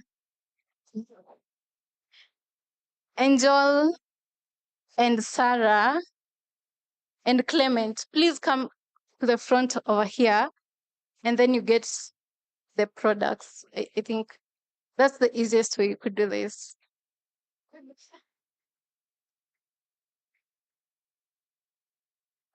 The next one we have Muhammad, Anthony Njoroge, Mwai Eric, Gifts, Ishuru, Samuel, Bridget, and Maureen Wanjiku. Yes, and Nelly Mwaka. And then the third group, we have Dennis Okuyu, their handwritings. Okay. Luvembe. I can't read this. We have Aurelian, Richard, Emmanuel Omondi, Kiki, Victor, and Alvin. The next group, we have Rachel, Alan, Labaru, Beryl, Faith, and Kate, and Wycliffe Nganga. And then the fifth one, we have Ellie, Kitala, James, David, Derek, Munene, Abigail, Purity, Michelle, and Lindsay. The sixth group, we have Gerald, Kibunyi, Leon, Njuguna, Eddie, I think, Kalama, Danfield, Virginia, Ada. No, Ada is the next group 7. Ada, Alex, Samuel, Brivian, Andrew, and Emmanuel Chalo, and Natasha. And then group 8. So you guys will move after I'm done. Hata wajashika kitu tumesema, hata wajui hapo waambie ni watu wangapi wanahitajika hapa group waunde groups zao. Oh, the problem with that is they'll go as friends and then there'll be no serious discussion. Si tunauliza question, hakuna kitu kati. These round tables, mentors, each mentors located a group. Tukisema hivi. Are we together ama nasoma list na niko peke yangu? Okay, what I'm saying is we have different mentors, all right? So I need a group of 15. I need 15 groups. So the people I'm reading wanakuwa kwa these groups. That's why I'm reading like group 1, group 2, hadi group 15. Okay? So that nikimaliza kusoma, the group nilikusoma in is where you're going. So from here, this is group 1. And then you skip the next, then group 2. 5 groups here, 5. Those are 15 groups. So that's okay. How many people consisting of? There's no number. I'm like, because that's the easiest way to distribute you guys. So just go to the group I'm reading you in. Just go to the group I'm reading you in. 15 groups basically. They are. The leaders of this. Yeah. Sine kina nani? Ni vile wajui the members. Si leaders kwanza mkawaida basi. Yeah. Tao leaders kwanza.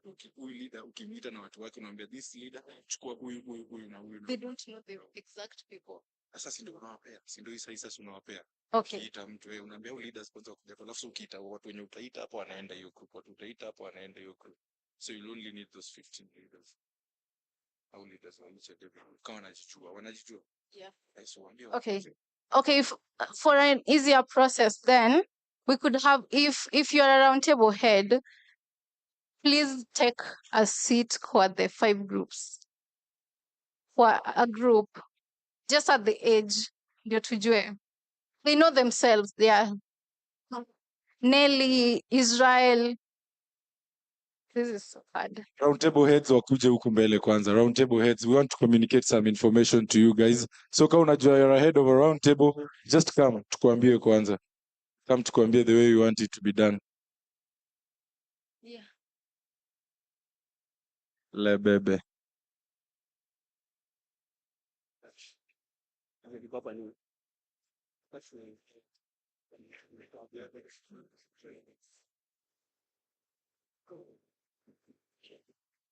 Watatoka Masaa ni ya lunch, tunataka kuingia round table, so the faster we do this, the faster everything goes na food inaingia kwa groups zetu. So msijali, we are allocating you groups. Let us talk to your round table heads and then we allocate you your groups. Hi, I'm sitting there, just turn them. Okay, so this is what you're going to do so that we don't have a lot of movements. Let's just work with the way you're sitting. Let's work with the way you're sitting. So, kama hapa, we'll have the first two rows will be in one round table, and then hivo. Let's have 5 groups hapa. Doesn't. Yes. As we are arranging all that, our band will be doing their thing here. We have a special band with us here, guys, and they'll be playing for us some tunes. So yeah, tune in with the band. In a few, they'll be live.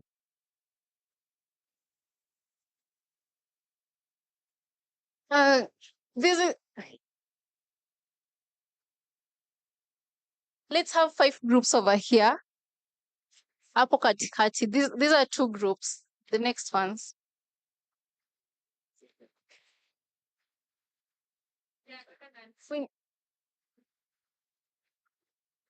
No, this one's moving over here. Yeah. Because this is Yeah, from here, let's. Yeah.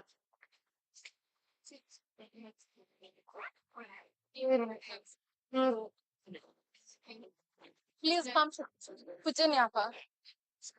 And then please ask for Lenny. The band leader, say something, tell us something. Please.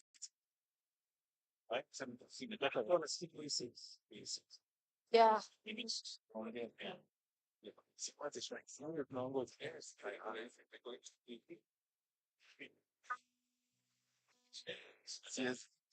We can. Hi guys. Too crowded. Too crowded. Too crowded. It's only one mentor addressing. So this is a upper seat. Because only move how. Okay. Now so. Good afternoon, ladies and gentlemen. This BB. I would like to welcome you to our entertainment session. My name is Padun Goa. Sean will be on the keyboard, and Charles will be on the bass. Enjoy. Let's go.